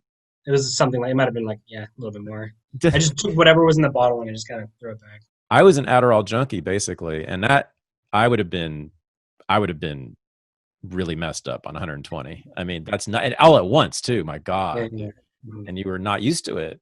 It wasn't. That No. wasn't. Yeah. Yeah. It's meth with a little bit of an change to it. It's A little just bit a of. slightly modified meth. Mhm. Speaking of meth, okay, so now we're getting up to your adulthood, and you're no longer the ward of the state. That's the good news. Yeah. The bad news is your life got even worse, right? In some Yeah. ways. Yeah. What happened then? So, okay, when I was 16, I was in an alternative school down in Orem, and I tried meth for the first time down there. You got what? I got meth for the first time down there, Okay. and it was fucking awesome. I Yeah, it's a really, great drug. really enjoyed meth. It, uh, Fantastic drug. it's weird because you hear so much crazy shit about meth, but the first time I did it, it was kind of like, this isn't that crazy. No. Like, I feel like happy and I feel like I can talk to people and I Mhm. feel sharp as shit, like, Yeah. and excited. And Yeah. I didn't sleep for like 18 hours after that or whatever, Yeah. but It's a great drug. Yeah, I highly yeah, recommend it. it's kind of, I do. yeah. I mean, yeah, I've met people now being sober that do meth every once in a while in construction and they're fine. Oh yeah. Yeah, I don't think the drugs are the problem at all. No, I mean, I meant Um, that. Like, I told you in another conversation we had about Carl Hart, Dr. Carl Hart from Columbia University, he's written books on this. He's appeared on the Rogan podcast. He's done a lot of stuff, and he's made a very consistent argument. He and others that all this talk about the addictiveness of drugs is totally overblown.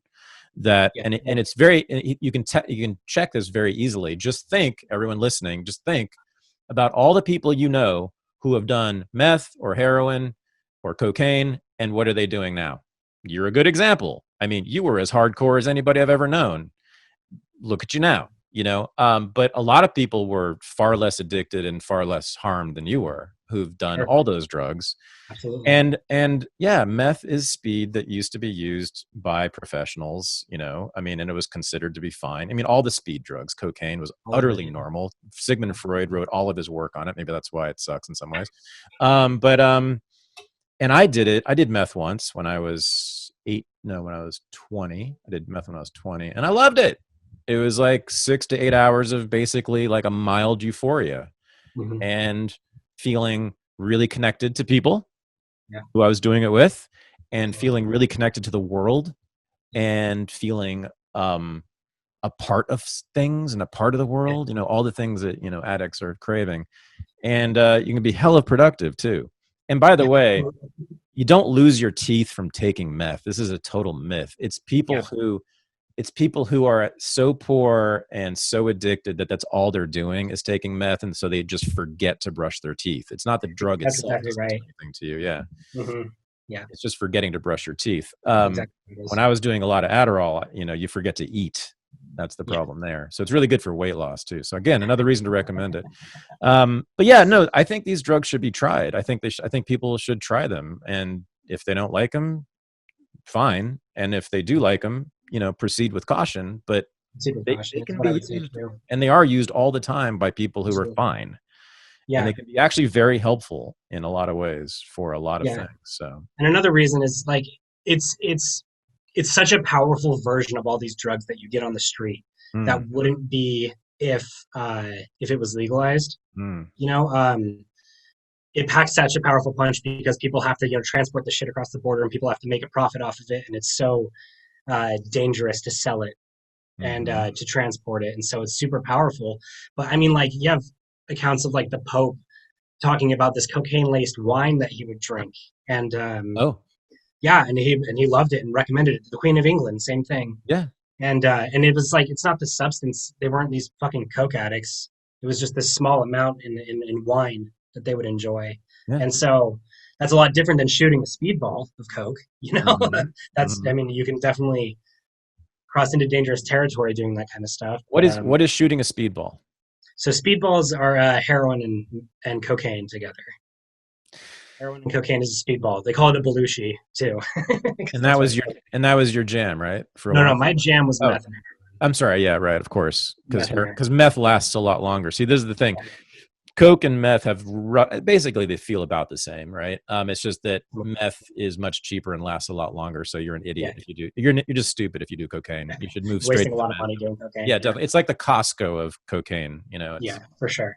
yeah high quantity, low prices. Exactly. Okay, so All right. So you discover meth at the age of 18 and this Yes. alternative school somewhere in Utah. Yeah, no, yeah. I was 16, and I 16. and I snorted a line, and it was fucking awesome. And I couldn't get my hands on it again. But then I ended up kind of aging out of the system, and I got I got into a recording arts school down in Phoenix because I wanted. I mean, my obsession was music. I still love music, How did and you manage to do that? how did I manage? I just called them a lot while I was in treatment, and I Yeah. was like, "Hey, can I get in there?" And Did they know? um, Did they know who you were?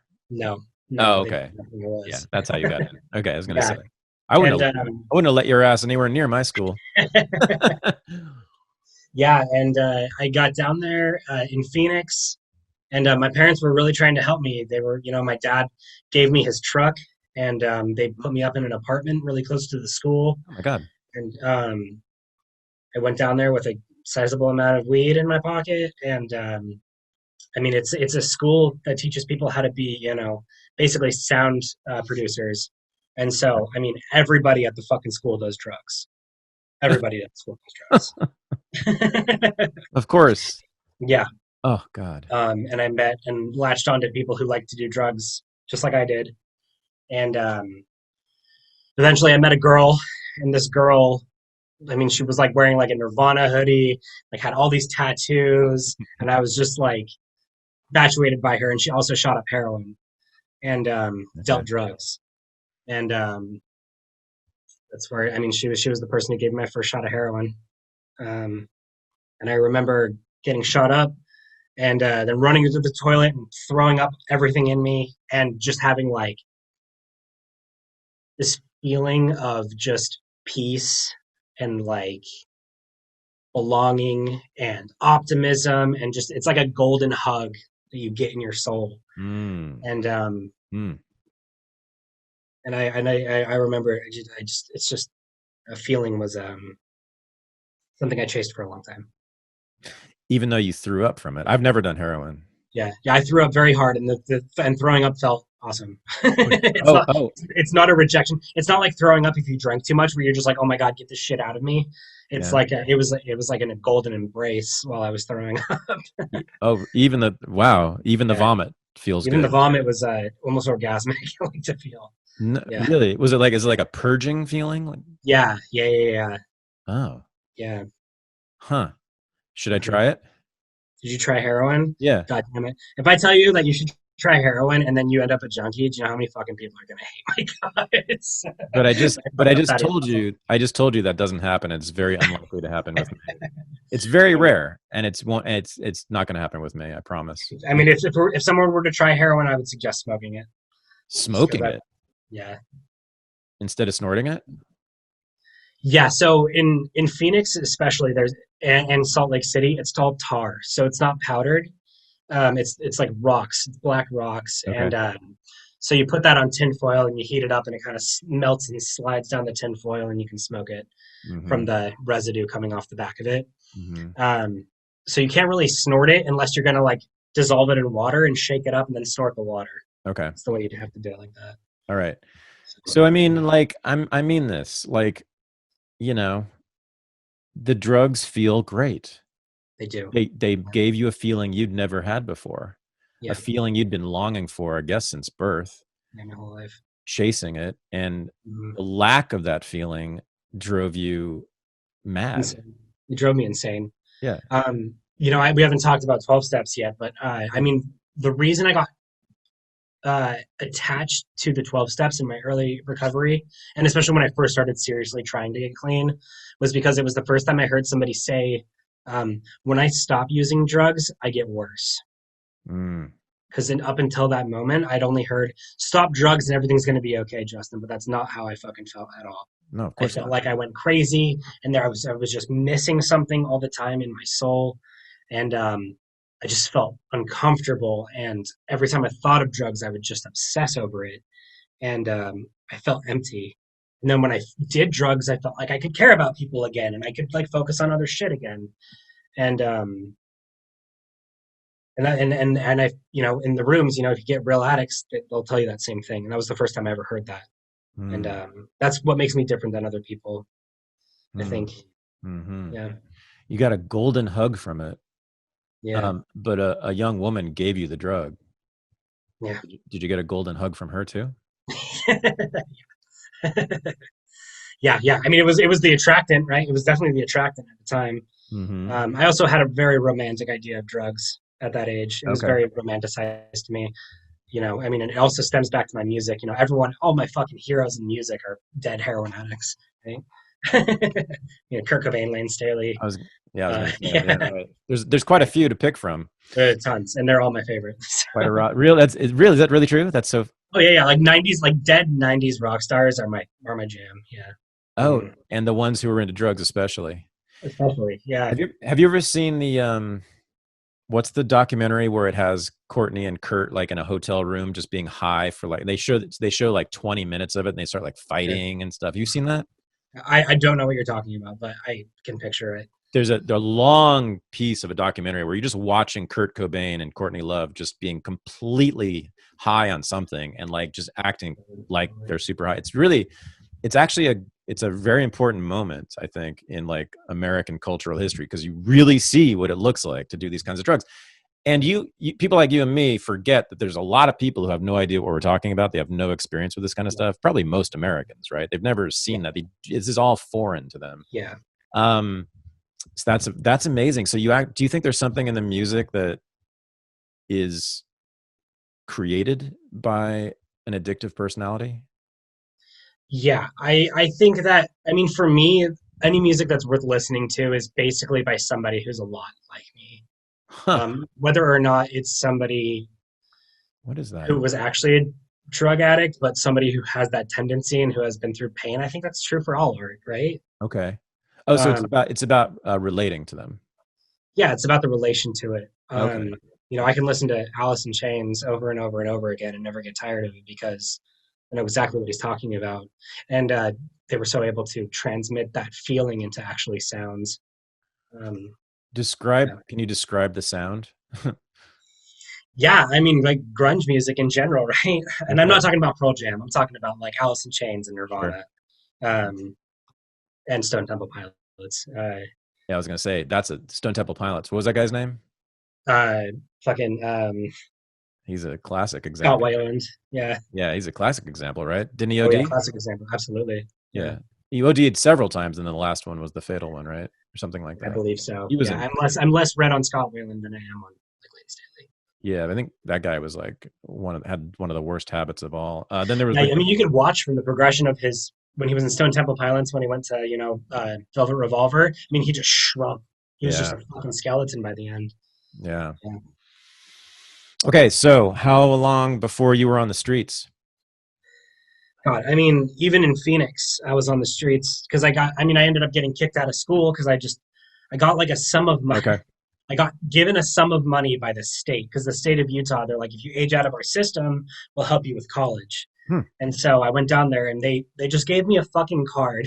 They gave me a card and they just put like 4 grand on it and said, give it to your school. And I was like, I'm gonna take this out in cash and not give it to the school. Oh my. And so I went on a pretty hardcore bender with that money, and And then I was kicked out of the school not because of drugs, but because you just weren't doing the school. because I didn't show up. Yeah, yeah, I Yeah, didn't show up and I didn't give them money. right. Mhm. That will get you kicked out. Okay, so you're now homeless. Yeah, I actually, yeah. So I mean, I was basically squatting in this apartment. It wasn't getting paid for anymore, but I was there. And Hmm. then I got kind of saved. My birth mom came down and like picked me up, and I came and I kicked the heroin in her, up in Lehigh in Utah, and I kicked on her couch, and then after I was done kicking, uh, I actually sold my guitar and I bought a Greyhound bus ticket right back down to Phoenix. Mm. And and that I mean that really like that there. I have so many stories like that, but that really goes to show that it's not the fucking withdrawals that get people back to using. It's not because there's a physical dependency that causes people like me to act the way we do. Yeah, I can kick heroin pretty easily. the But physical it's part. like the physically it's easy. I mean, Yeah, I don't have particularly difficult withdrawals anyways, yeah. and my soon to be wife, she has when she was using, she didn't have any withdrawal symptoms ever. Yeah, me She too. never did, and she was using with me, and she was using, we were using, quarter ounce of heroin a day sometimes, Holy and shit. Wow. yeah, she never withdrawed, and but she was, I mean, she was like me. She'd go to whatever length to get those drugs, whether you were clear headed or not. Um, So yeah, so it's not the withdrawal, it is what no. that causes It's the that behavior. feeling of disconnection and Yeah. knowing that there's right there, there's that fucking connection that you can get back. Just that, just for like a moment of optimism. Well, okay, so back to the girl who gave you the drugs, the heroin. I take it this is not your current wife or No, fiance. Yeah, okay, this is another. I mean, well, I mean, a lot of people would say. I mean, I take it you had a relationship with her. Is that right? no, I mean, not really a relationship. Oh, It okay, was more like it was what I became. I mean, most of my relationships in my life from that point on, it was just girls that I would do drugs with and sleep with. It's okay. basically all I had. I never really had a really stable relationship from Well, then on. because I mean, because a lot of people get from sex and romance and Yeah. romantic love and relationships a lot of the feelings we get from drugs. You did, I take it, you Yeah. did not get enough from relationships with No. women in that way. You didn't really get the golden hug. You might have gotten some other things, but not the golden hug. Is that That's right? right. That's right. So you didn't get you never felt that deep connection with a woman. No, never did. Uh, do you get that now? I do. Yeah. I get to be with, because I've known this woman now since I was like 16 years old, and Mm-hmm. she's seen me at fucking rock bottom. I've Mm-hmm. watched her give birth to our child, and I've seen her go from, I mean, being very high on drugs and screaming at me, to being just the most wonderful mother on the planet. Mm, Um, I mm, feel more connected. And I can tell her everything that I couldn't say to a lot of people or I couldn't articulate. It's just come so easily to mm-hmm. talk to her. Mm-hmm. Um, yeah, I'm very lucky with her. No, you create your own luck. You do. So, so 18, 19, Phoenix, and you're homeless, you're on the streets, and you're in a drug Yeah, and addict. then my other heroin dealer took me in for a while, and I was just living in this fucking trap house with like these girls who did porn and Ugh. these yeah, just these fucking street urchins. And I learned how to get into cars and fucking, I mean, it was a shit show. And he would always like look to me because he liked me, and he was like, all right, this is where my fucking heroin is, I'm leaving, don't you let any of these other fucking junkies get into it. And then I would get into it. and and then he would come back, and I was like, dude, I was gone for like 2 minutes, I come back, you're missing like fucking two balloons, man, I don't know what happened. I You were living in a trap house. was living in a trap house. Yeah, How many guns were there? there's a few. Yeah. Yeah, Was this guy one of the bigger dealers in Phoenix? I wouldn't call him a big dealer. He was right underneath though. Yeah. Yeah. Okay. When he was selling, like, I mean, ounces or so at a time, he was underneath the people who were selling pounds at a time. Okay. Yeah. Um, And in Phoenix too, right? And I'm like some white kid from Park City, and now I'm in like Myrtle. Almost back then, it was closer to the murder capital than Chicago. oh, really? Yeah, yeah, yeah, Phoenix was? yeah, Oh, I didn't yeah, know that. Yeah. yeah. I know that ecstasy was huge there, right? Wasn't Yeah, it was very easy. I did a lot of ecstasy there too. Yeah. Yeah, Arizona, didn't it become sort of like Very party. It was The very Molly party. capital? Yeah. Yeah, sure. Yeah, yeah. There's a lot of there's a big rave scene. And there's like so much desert there. People can kind of escape to the desert and do these raves. Yeah, Yeah. there was a lot of that. And ASU is a big party school too. Totally. Yeah, yeah. Yeah. Living in a trap house, brother. God Yeah. damn. And you were again still like 19, I was 18. 18. Yeah. Oh my God. So my son just turned 19. I just can't even imagine. My son is like a little like this little innocent larva almost, Yeah. like compared to what I just can't imagine him in that situation. Yeah. He would have been so terrified. I mean, were you afraid a lot then? I'd get high enough to not be. Okay. And then I would get, and then like once you can adapt to anything, right? Um, at first, it's very shocking to see a large amount of drugs and guns at the same time. Mm-hmm. But you can get used to it. And I was pretty close with this guy, relatively. Mm-hmm. He was somebody who trusted me, and I knew him. So he was, I mean, you develop a thick skin as well as a pretty gnarly drug habit. You can get high enough to basically not care about anything as Yeah. well. Yeah. Did you know how to use guns? Well, my dad, he's for being a leftist, he's very pro. He was very pro gun. Mm-hmm. He had guns. There was guns in the house growing up. Okay. So you're Yeah, I comfortable knew how with to it. shoot when I was young. I knew gun safety when I was young. Okay. Yeah, So yeah, another reason that dealer would like to have you around, probably. because I know how to use a gun. Probably. Maybe. I don't know. Although if you're totally like whacked out, I mean, who I was knows? pretty whacked out, man. I Yeah. remember him having conversations in the other room, and then I'd hear him say, "I need to go check on him in the other room because he gets a little unstable sometimes." Damn. Yeah. And you had young women who were porn stars or in porn I or mean, I don't think porn stars is the right word. I think they were getting paid by sleazy men to make, these kind of videos. videos, yeah. Yeah, all addicted to heroin. Oh, Mm, really? yeah. And what was that like being around? Were they just like They were girlfriends? just there to kind of have sex with him and get Yeah. drugs. Yeah. Okay. Mm, yeah. Oh my goodness. All right. Yeah. So It's pretty bad. is 18 and then Mhm. and then you leave that house eventually and then where do you go? What goes on after that? So I got my dad came down to Phoenix that time, and he picked me up. I don't remember if I called him to. I must have. Because eventually there comes a point where you're shooting up so many drugs that like you're just left with feeling dumb and numb, Hmm. not even like full of optimism anymore. And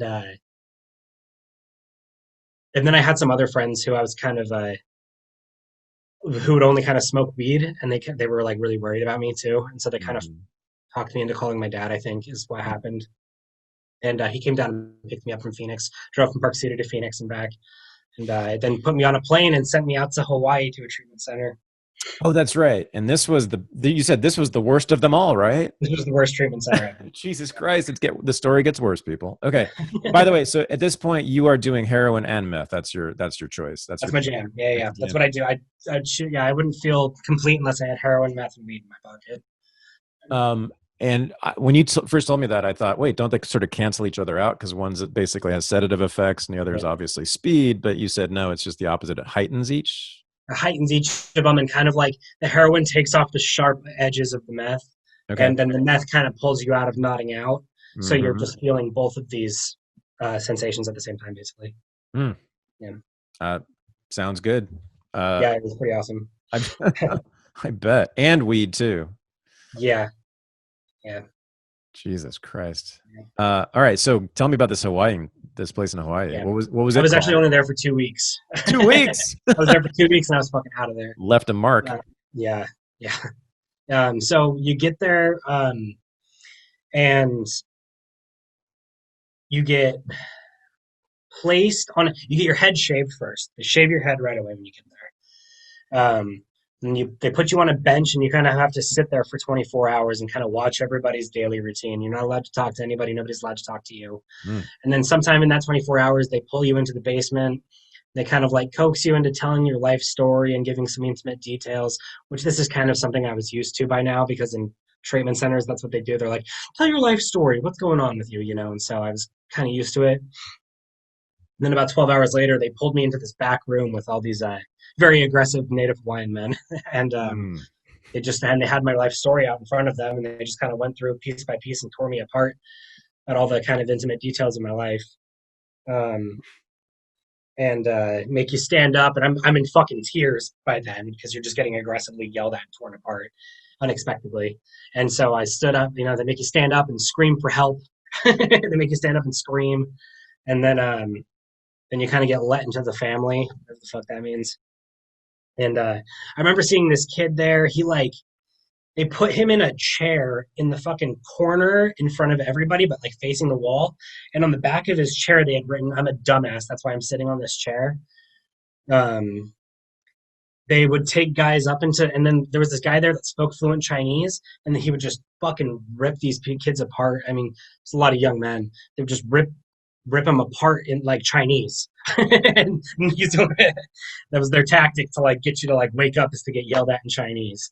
Um, there was, I mean, they They would make you stand out in like a courtyard if you got in trouble there, and scrub with a toothbrush. Like it was either a trash can or pots and pans. Um, and I remember seeing guys out there in their underwear, standing there just scrubbing. You're not allowed to talk. They'd be out there for like weeks sometimes. What? Um, yeah, they were only allowed to stop when it was mealtime. They'd come, then they eat, then they'd go right back to scrubbing a fucking trash can with a toothbrush. Um, it was a fucking wild place. It was they make you shower together, so you're in a shower with like 16 men, like you're in fucking prison. And you have to use women's deodorant, um women's everything. They would make you wear it just to humiliate you, To emasculate you. to emasculate you. Yeah, yeah, yeah. Exactly. Um, yeah, it was To pretty break down crazy. your ego, I guess. Is that the I idea? guess so. Yeah. Um, Because that's going to be therapeutic. Supposedly. I mean, the guy who ran it, he'd graduated from that place twice, been through the program twice, Oh. and now he was 16 years clean and ran the place. So Oh, so he would be a sadomasochist. I don't know. It was hard to put a finger on him. He was very smart. He was a very Oh, yeah? intelligent person. He was very strikingly intelligent. Hmm. He was very fucking aggressive. But it seemed like everything he was doing was coming from a place of he thought this was the right thing to do. This is Hmm. what saved his life, and so he should inflict it on other people. Okay. Now, Yeah. you were sent there not voluntarily? How did you get there? It was voluntarily. My Okay. parents basically were like, "We can get you a scholarship there, you know, go there." And so I was like, "Okay." So I Okay. went, and I don't even know if it was necessarily the place because I was pretty used to like militant treatment centers. Yeah. This was definitely the most intense, but I could have gotten through it. But I was just ready to just be done, man. Hmm. I feel like I had done all the drugs. I'd done all these drugs, and I didn't feel better when I was sober. I felt like I couldn't get sober. I felt like there was really no way out. And Hmm. I actually left that treatment center. I just kind of walked out the front doors, and I got a bottle of sleeping pills, and I took the bottle of sleeping pills, and on the fucking on the side of the highway, and I actually like woke up in the hospital a few days later, and You were trying to kill in your. a mental hospital because I tried to kill myself, Yeah. and Yeah. somebody had found me on the grass and called 911. Yeah, And you're 18. I was 18. Yeah, And the reason you wanted to kill yourself, well, and many yeah, reasons, but I guess the immediate reason was that you felt like you could never kick this. I couldn't kick it. Even if I did, I would just feel miserable for my whole life. Yeah, right. There was something like there was something inherently wrong with me. Hmm. I did nothing but hurt people, and Mm, with my hurting people, I felt like all I was trying to do was make myself feel better, mm, and that everyone was just always so fucking mad at me. I remember like my family was just like, "Why can't you fucking get this?" I basically had no friends that stuck around except for people who were junkies, um, and everyone thought really low of me, and I mhm. just felt really low of myself, and I just took everything on, and so How I did was like, how did you hurt people? because people would always, I mean, people who I grew up with, they were always just like they always just backed off of me, you know what I mean? And they're like, why the fuck can't you get this? You know what I mean? You just stop doing drugs, man. Just stop getting high. And then if I wouldn't, then they would give me an ultimatum like either you stop doing drugs or I won't be in your life anymore. Oh, they were mad at you just for continuing to take drugs. Yeah, Not exactly. not you did anything to them. Not necessarily, yeah. Oh, I see. It's not like you were stealing from them or lying No. I mean, I'm sure it did. I mean, or that beating did them happen. up Not or like with my friends necessarily, but yeah. my parents did. So you woke up in a hospital after having Yeah. taken the bottle of sleeping pills on the side of a freeway. Is that what you said? No, it was some state park outside of Kailua Kona, or not Kailua Kona, not here. It was on Oahu. It was in Kailua, on Okay. Oahu. I can't remember what park it is. I kind of walked until I didn't want to walk anymore. And you wake up in a hospital though, And I woke up in a hospital bed. and you're still here. This is about almost this is like 9 years ago. So Mhm. how I mean, how did you get from that moment to here, where you're in a very different place, which we haven't even really talked about yet? But you are in a very different place now. Yeah, I mean, mentally, spiritually, and physically. mentally. Mhm. Um, what was I mean, was that like your bottom, and you gradually clawed your way out, or was it just more of this? I think so. My parents. I was talking to a counselor there, and he was basically telling my parents, like, you can't leave your fucking white kid here on the streets in Oahu. Like, Yeah, you can't do yeah, that. Yeah. There's You a need to lot bring of him there's back a to lot of Utah. anti-white racism there. People don't Yeah, know there's about a this. lot. Yeah. There's Lots. places I can't go on this island. It's Yeah, aggressive. Yeah, yeah. yeah.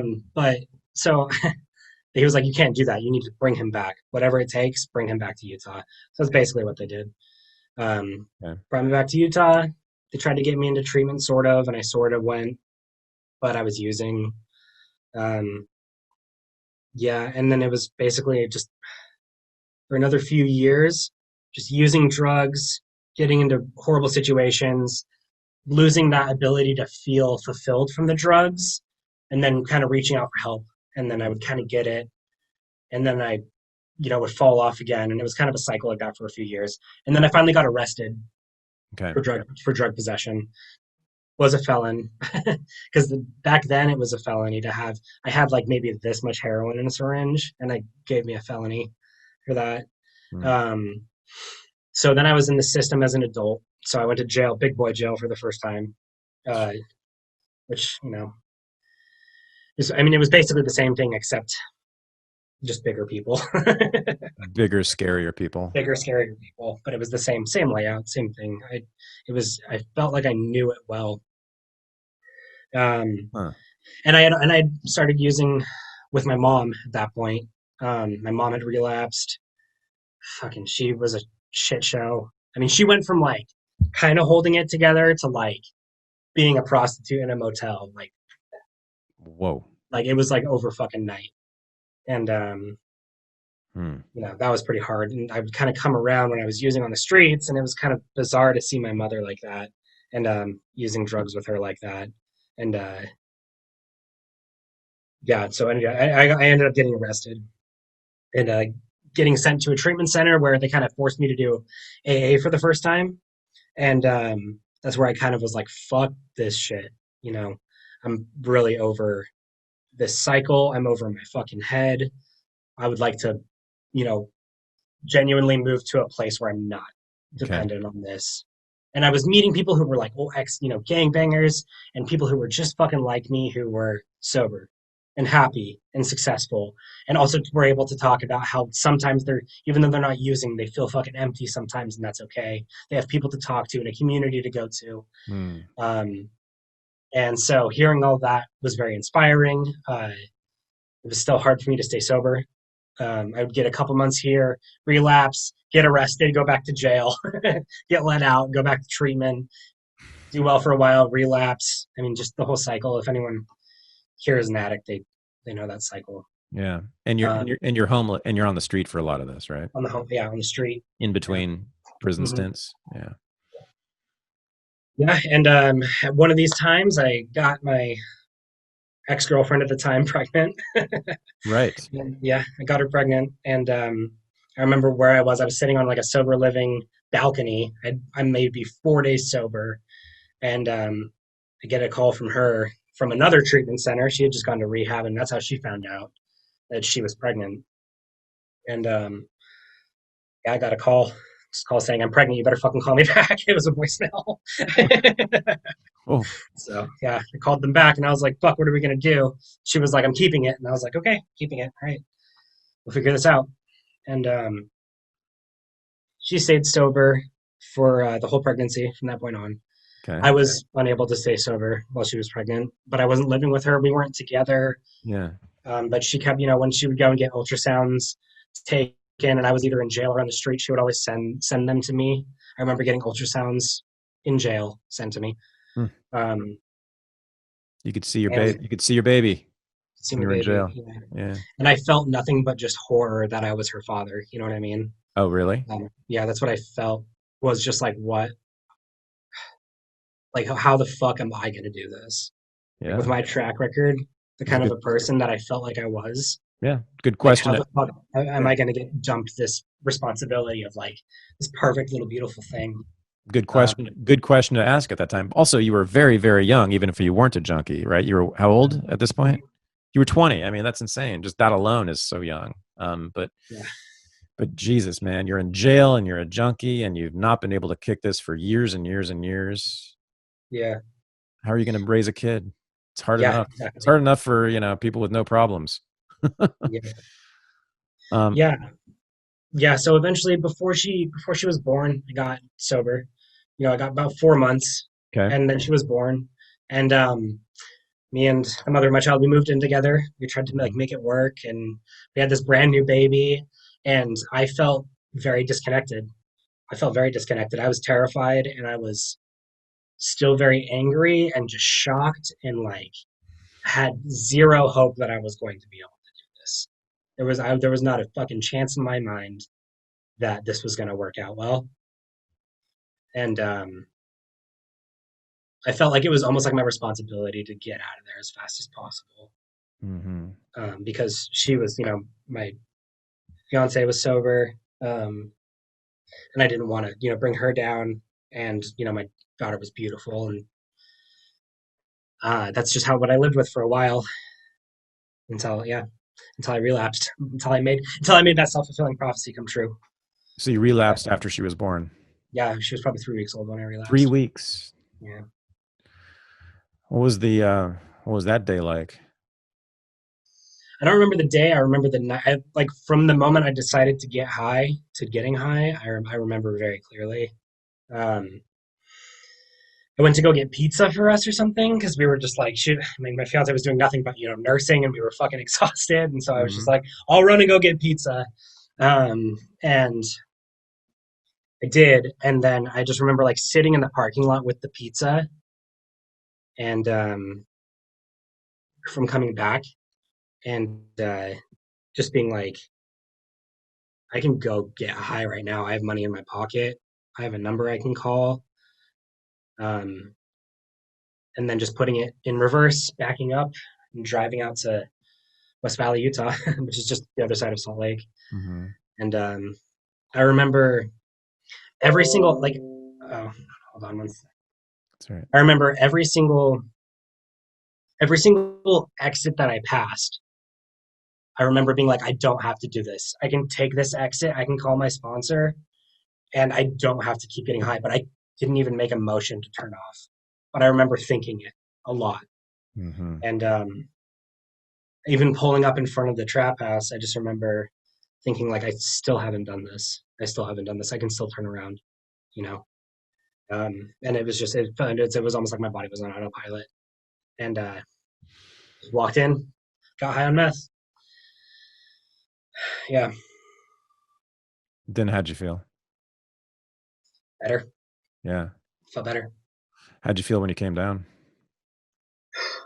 Um, I actually went back home, and I had a little bit of meth on me.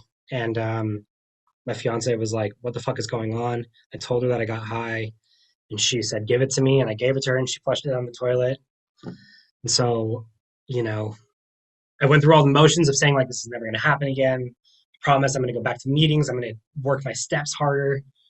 Um, and I just knew in my heart that that wasn't going to happen. Mm. And I was just like, there was no way in my head I was going to make this happen. There was no way I was the person that could like come out the other side. I felt like I was kind of destined to be that person that died in the streets. Um, and so I kept using. She ended up relapsing, and pretty quickly we, gave over custody of our daughter to her parents, Mm.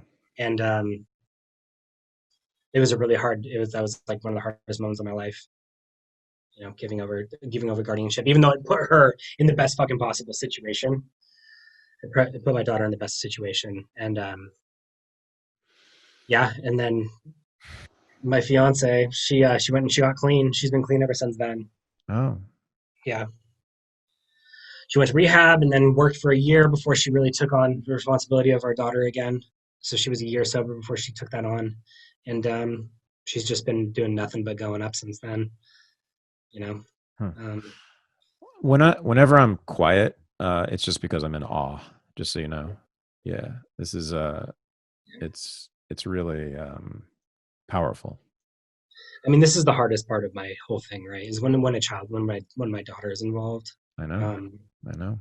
and it's even as hard as it is for me. It's even harder for my fiance, even still, to really go down this hole, Yeah, and talk about this. I'm sure. But but I mean, our daughter was just so fucking lucky to have my parents still in Park City, and then her parents in Salt Lake City, and they kind of were able to juggle our daughter for a year, Mhm. and give her just the most love, in the fucking world. My dad just adored my daughter.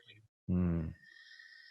Um, Hmm. yeah, so she got clean, and it kind of I ended up going down to like St. George, Utah, which is almost to Las Vegas, Mhm. and kind of trying to get clean again, just in and out of jail, shooting up drugs. Just I felt like because my daughter was in a safe place, it was like now I just can kind of like Oh, um, go out running, go out right. on fire, It even and freed you I to. couldn't die, man. I couldn't fucking die. I was like, Oh, no matter what situation I could put myself in, or how many drugs I took, uh, it just wasn't happening. that's right. You never Yeah, succeeded in doing that. You no, tried. You even tried deliberately a few times and like didn't. yeah, yeah. So how long was this period when after your daughter's born and your fiance is clean and you're feeling in a sense liberated to do more drugs because at least your daughter's in a safe space. Like how long was that period? Um, it was about 2 years. 2 years. Yeah. And how much of that time were you spending with your family, with your daughter and your fiance? So me and her weren't together. She made the very smart executive decision to stay the fuck away from me emotionally. Yeah. But she was also, because she knows me so well. She was every time I was sober, she would let me see my daughter. You know what I mean? And Okay. I never like imposed myself to see her when I was high, Hmm. and when I was a wreck. Yeah. But I was never kept from her, which is super lucky. Yeah. Uh, So it wasn't very often. To answer your question, it wasn't really, very often that I got to see her. first 2 years of her life. Yeah, Yeah. So you got clean though, man. did I did get clean? Yeah, Yeah. So how'd that happen? Because it was impossible. Remember, it was yeah, it impossible was for you. impossible. Yeah, It's not going to happen. How did it happen? Why did it happen? I got it was a combination of things. Um, I was very sure that I should stay as far away from my daughter as possible. That Hmm. was always a thing. There's a lot of people who see me clean now and they're like, "Oh, you must have gotten clean for your daughter," and that couldn't be further from the truth. Because I felt like, very honestly, at the time, and I still struggle with it, that she would have been better off, you know, without me anywhere near her. Um, but I got to a point where I felt like I wasn't gonna die, and I was just gonna live like this, just scraping the bottom, panhandling, um, seeing people die, uh, getting put in just crazy fucking situations, just because I was so vulnerable, and there's really gnarly predators out there waiting to take advantage of somebody like me. Um, and just I got rocked a lot in those 2 years. I got rocked a lot by the reality of what it was going to look like until I died if I were to die.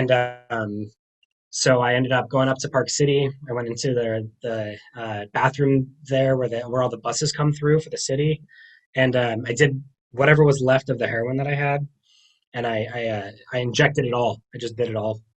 It was like it was like a soft suicide attempt, I guess. Hmm. Where I was just like, this is it. Um, Either I'm gonna get clean after this shot, or I'm gonna, or this is gonna kill me. And so I remember throwing the syringe into the toilet and then flushing it, and then at the same time, police kicking in the door to the bathroom where I was, and being like, saying, "Hey, we received a call. We wanted to make sure you're okay because apparently I was acting sporadic outside the bathroom." Um, and So I opened the door to them, and then the next thing I know, I'm waking up in a hospital with a breathing tube down my throat. This was days later. Yeah, Huh. yeah. Yeah. For those not watching YouTube, Justin has me weeping, and it's because I'm a father,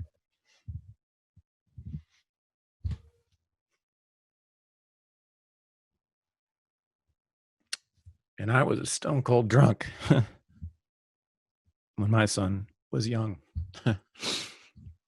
throwing bottles of vodka out the door of the car as I was driving it on the freeway. Never with him, thank God. But I was a fucking drunk, and he was the reason I got sober.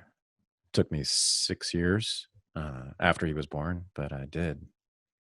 And I just, there's no pain greater, right? There's no pain greater.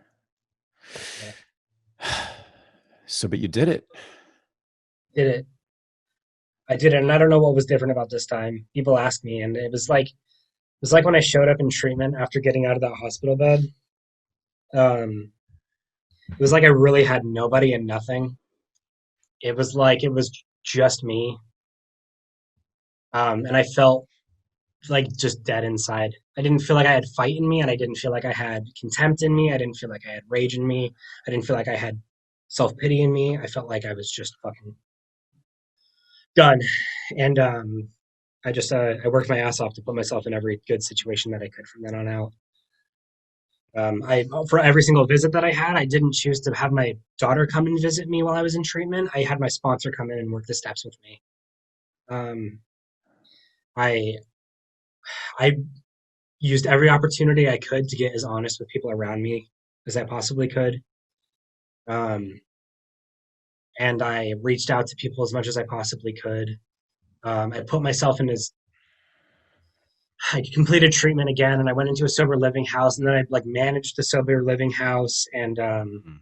I had just like the best couple friends around me possible. Mm. There's four of us that graduated treatment together, that were really good friends. Three of us are still very tight and sober, all of us, and then one of us passed away Mm. from this disease. It was an overdose, Mm. and I was able to start learning how to become a father, to really like let go of the demons and how to really like be honest. Yeah, Was really like the key. that's It's it. how to be honest with people and vulnerable with people, That's it. which is what really has given me more connection than anything else ever. Mm-hmm. That's right. Yeah, it was being honest with, Yeah. our mutual friend was the first person I reconnected with ever. Oh yeah. Oh Okay. yeah, yeah, yeah. Mm. He was the one person that didn't judge me whether I was using or not, Oh and he was wow. he was there by my side in the hospital bed, Mm. when I overdosed, and he was there for me at 2 in the morning when I was like, I'm gonna fucking use, or I want to die. I can't do this. He fucking met me anywhere I needed to be met and took me anywhere I needed to go. And Hmm. yeah, I can't say enough about him. I did not know that. Yeah, he saved my Uh, life for this sure. is the person we're talking about is Christian Vanderver, who is working with me now and has been for a little while. But I met him about a year ago, and I did not know any of this until he said, "Hey, I got this friend you should talk to." So that's how this came about. I'm extra proud of him now. That's great. Yeah, he's a rad human. He's like one of a kind. Yeah, That's what I sensed, and that's why I asked him to work with me. Yeah, I think I made the right choice. Yeah, wow. So it was finding the right people. just It was finding the right people. it was Yeah, getting a little bit lucky by finding Christian or yeah, someone like him. yeah, It exactly. was it was filling, I guess, your life with positive people. Hmm. Um, and I guess it sounds like you started to feel a little more genuine Yeah, connection. exactly. Okay. Yeah, And that was it. That was the little skinny lifeline out yeah. there for you that you followed. Right. Oh, and so you were what? How old were you when you did this? So it was October 13th, 2017. Is my I was still in a coma in the hospital with it. You were that in was a my first. coma. That was my first day sober. Jesus Uh, Christ, Justin. You have to yeah, do everything all the way. I I did. guess I really so. did. Really did. So it's been 3 years, Yeah, almost yeah. I've done exactly. some like alternative therapies during that time. I haven't followed AA to the T. I Okay. haven't gotten wasted, but I've done ketamine treatment. Oh yeah. Um, Tell me about but ketamine. Tell me about ketamine because people have yeah, been a lot of my friends are telling me to do ketamine yeah. now. I mean, so I have no I hold no stigma against people who choose to get sober or find connection under any way they wish. I Hmm. don't find you any less sober than me if you're using hallucinogens as a spiritual enhancer or Hmm. like I know people that like smoke weed every once in a while that are fine. I don't hold a moral high horse over you, Hmm. as well as I encourage like if something isn't working, try whatever. And the ketamine, I tried that. I talked a lot about it. I talked about it with my therapist, with my sponsor, with my life partner, and we all came to the same conclusion that the risks did not outweigh the potential benefits. And Yeah. so I did it. I got brought into some weird. God, it was really bizarre because it's like in the middle of Salt Lake City, and it's in this doctor's office, but this dude's just like this fucking way out there hippie doctor, and he's got all these rooms with all these like they have like lava lamps and tapestries and bean bags that you can lay on and like I love it. visuals on the walls. And you go in there, you pay him $200, and he basically gives you a shot of ketamine. And yeah, I was as high on a hallucinogen as I've ever been, and it was fine. I have a hard time on hallucinogens because I'm a particularly paranoid person. Me Um, too. I don't like it. yeah, and it drives me into dark places. It used to not, but I've had enough hard times on meth where I've been up for 7 days and I thought the demons were crawling out of the ground to get me and everybody was in a conspiracy to kill me. And so I've had that enough happen too many times for me to enjoy or benefit from hallucinogens. Okay. Um, and I've also another thing I did before I moved out here to Hawaii. I was using gummies, so CBD mostly. It's like it would be like 50 milligrams CBD and then 1 milligram of THC Okay. to help with the paranoia. And so Yeah. it wasn't enough to get me high Right. necessarily, Yeah.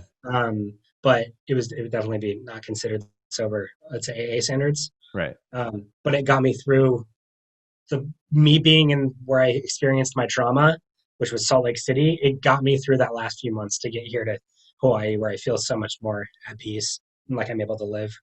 Oh, Yeah, good. So it's 3 years now. 3 years sober. Yeah, Yeah. And yeah, it's hard to imagine you being on the streets not that long ago, being in a coma, being on the side of the road, being left for dead, being yeah, being sadistically tortured in prisons and juvenile detention centers and rehab centers, and it's yeah, you certainly don't seem that way. And so you have a very new life. You are now engaged to marry this woman we've been talking about. yeah, And yeah, what a history you guys have together. My goodness yeah, gracious, that's yeah. Hmm. at a I mean, it's very the young person. age. Yeah, she, uh, yeah, she's my best friend, and I trust her I bet. immensely. And Yeah. yeah, she's the best. She's the best mother to our child. And you've got Echo, We've got her. She just turned 5. 5. Yeah, Is she going to school now? yeah. We actually we're not religious, but we put her into a Christian academy here because public schools are a little bit to be leave to be desired out I here. bet. I mean, in general, but out here especially. And Sure. so she's actually in a Christian academy, and we're not Christian, so it's kind of awkward. But she comes back talking about God, and we're like, Uh-oh. it's fine. Uh-oh. I mean, it's fine. She has like a sense of um, she has a sense of like a greater purpose Hmm. to existence, which I appreciated getting instilled in me when I was younger. Yeah. Um, so I don't think there's any damage being done. And when she's a little bit older and she won't get in trouble for talking about my views, I'll tell her more of how I view all of that, which is Cool. definitely not Christianity. Um, so we feel like there's more benefit than harm in putting her in Okay. that right now. Yeah, Here's and it's a really nice school, and they do a lot of fun shit. And she's in kindergarten, so Yeah, it's harmless. having fun is what it's about. Yeah, Kindergarten's harmless, yeah, but after that, you got to watch out. yeah. But here's the question though: like, how are the hugs? Oh, I can't. I tell her that I love her way more than she ever wants to hear it. Hmm. I hug her and like she did like she was like student of the week a couple weeks ago, and she actually went up. She went up to the front of the class and said that her favorite thing in the world is snuggling with her mom and her dad. Oh, snuggling with us and watching a movie. There's your And golden hug. There's the um, best prize you could ever win, right? like she should, she shouldn't. According to anybody else out there, she shouldn't be having that experience with us, and we shouldn't be having that experience with her. And and here we are. Here you are. Yeah. All right, man. Um, this has been stunning in all sorts of ways, but I'm not done with you because we are going to end. Well, we're ending on a hopeful note, more than a Yeah. hopeful note, but there's even more. So you have some ideas and some plans and some visions. You want to Yeah. change. You want to change this world that you came from. Yeah. You want to change, meaning the rehab world, Yeah. meaning the criminal justice world, meaning the way that we treat people with drug problems in our society. So, and I've heard you when we talked briefly before, you used the word love to describe. I love that you said. So what's different about your program, Justin? You said, well, it's going to be based on love, and on the one hand, you could sort of dismiss that as sort of you woohoo yippee hippie stuff, but Sure.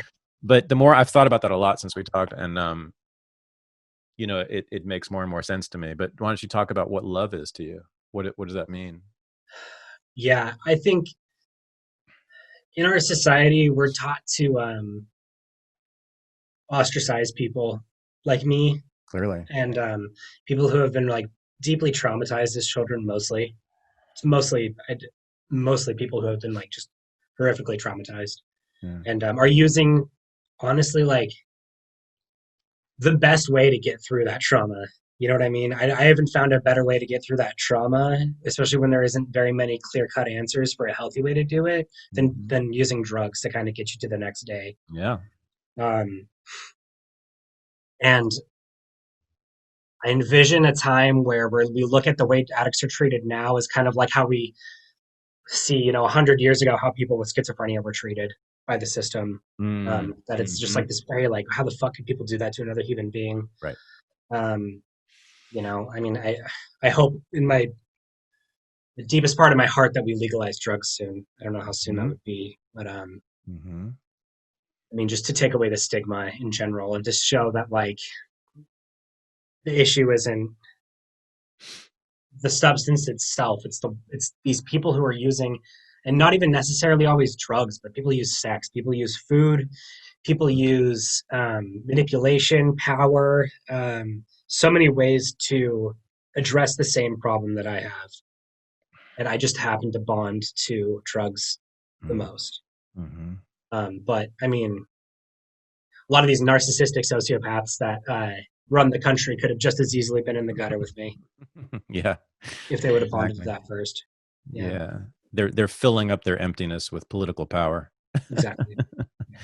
So what does your rehab center look like in your mind? So we've been talking about it, and so I've been doing working construction basically since I've been sober. Okay. Somebody who I knew in the rooms and is a really good friend of mine who drove me from my fucking treatment center when I had no way to get there, got me a job. He's the best. He drove me back and forth every day, and he was a few years uh, past me in sobriety. Um, I've been doing that job. I've been installing glass commercially since then, and it's just left me wanting very much. It's not intellectually stimulating or spiritually stimulating enough for me anymore. It was a good it's relatively good money.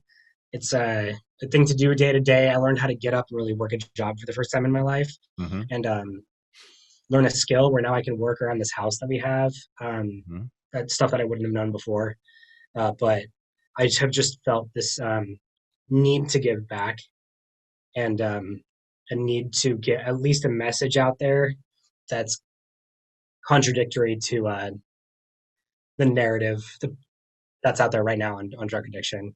And so, one thing we've been talking about is getting a nonprofit homeless shelter up because there's a big homeless problem in Hawaii. And Mm-hmm. there's basically nowhere for these people to go. And there's also no mental health help really here for them. And this is all stuff that we've been only talking about for the last few weeks. Oh. But me, myself, I would like to, once this COVID stuff dissipates, if this stuff ever dissipates, I would like to, go to Portugal and talk to them about how they run their treatment centers Oh, out there where wow. drugs are legal. Talk to people in Huh. Switzerland who actually give heroin to addicts Oh, wow, until man. they're ready to quit, to reduce harm, um, Oh, and really well. find a way to push the state, which I don't even know how successful it could be, but I feel like if I don't try, I'll be doing myself a disservice, my story a disservice. Oh, that's so brilliant. Go to Yeah, Portugal where they've decriminalized drugs. yeah, Oh, yeah, and Sweden, where they've partially decriminalized, and come back. yeah, Yeah, that's right, and evangelize because a lot of people don't even know that those yeah, countries did that.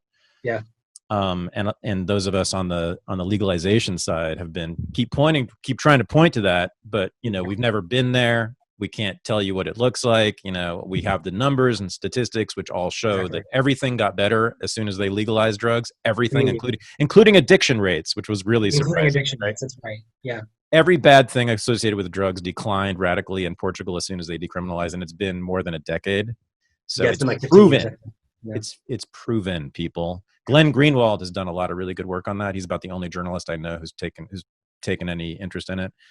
Johan Hari too. I'll Johan shout him. Hari, I'm sorry. Right. Yeah, his book "Chasing the Scream" I couldn't recommend highly enough to people who are Okay. looking to, pursue this. Johan Yeah, Hari, Chasing the Scream. Right. I actually heard about him from you and Christian. Yeah, that's right.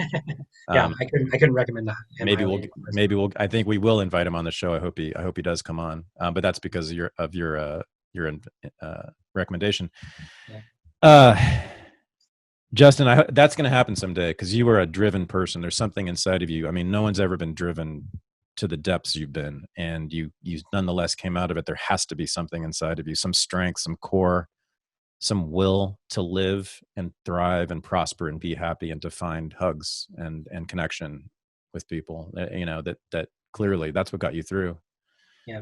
And so I very much believe that you're gonna do something great. And I think that if I had my way, I would just make you the drug czar of the country. How about You that, huh? can't give an addict that much power immediately, man. Yeah, all right. I didn't mean that really. I know because I don't really trust you, but but no, I mean, how about this? I want your ideas to be the drug czar of the country. Yeah. I want your experiences to be the drug czar of this country. I want your feelings about it to be the culture in this country. And then we don't even have to worry about the laws. They will happen on their own. Yeah. Which is really the elimination of laws, actually. We don't need new ones. Exactly.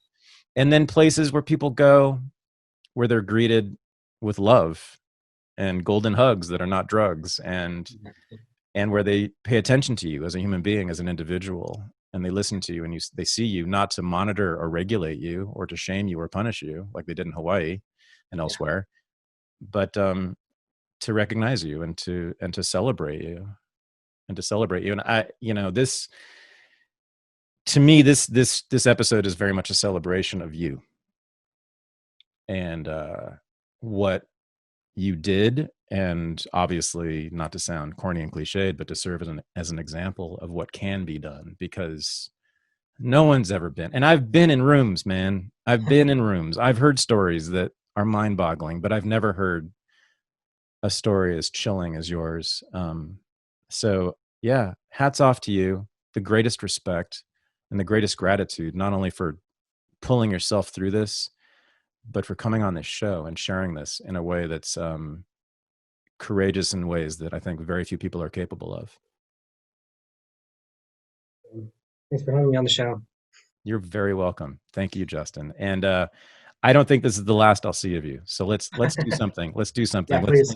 Let's plan. Let's make some plans and do some stuff. And Well, you have my number. Yeah, I do. And we'll make some changes in the world, I think. Sweet. I already got some ideas. I can't wait. Awesome. I'd love to hear them. All right, my brother, you continue to live your life. You continue and go give your daughter and fiance hugs and enjoy every second of it. Just soak it up. Definitely. All right, Justin, have a great day, and I'll talk to you soon. Bye, man. See ya. Peace. This is the Unregistered podcast, and I'm Thaddeus Russell. To join the new Renegade University, go to renegadeuniversity.com. To join the new Unregistered Underground, the supporting listeners group for the podcast, go to unregisteredunderground.com. Thanks for listening.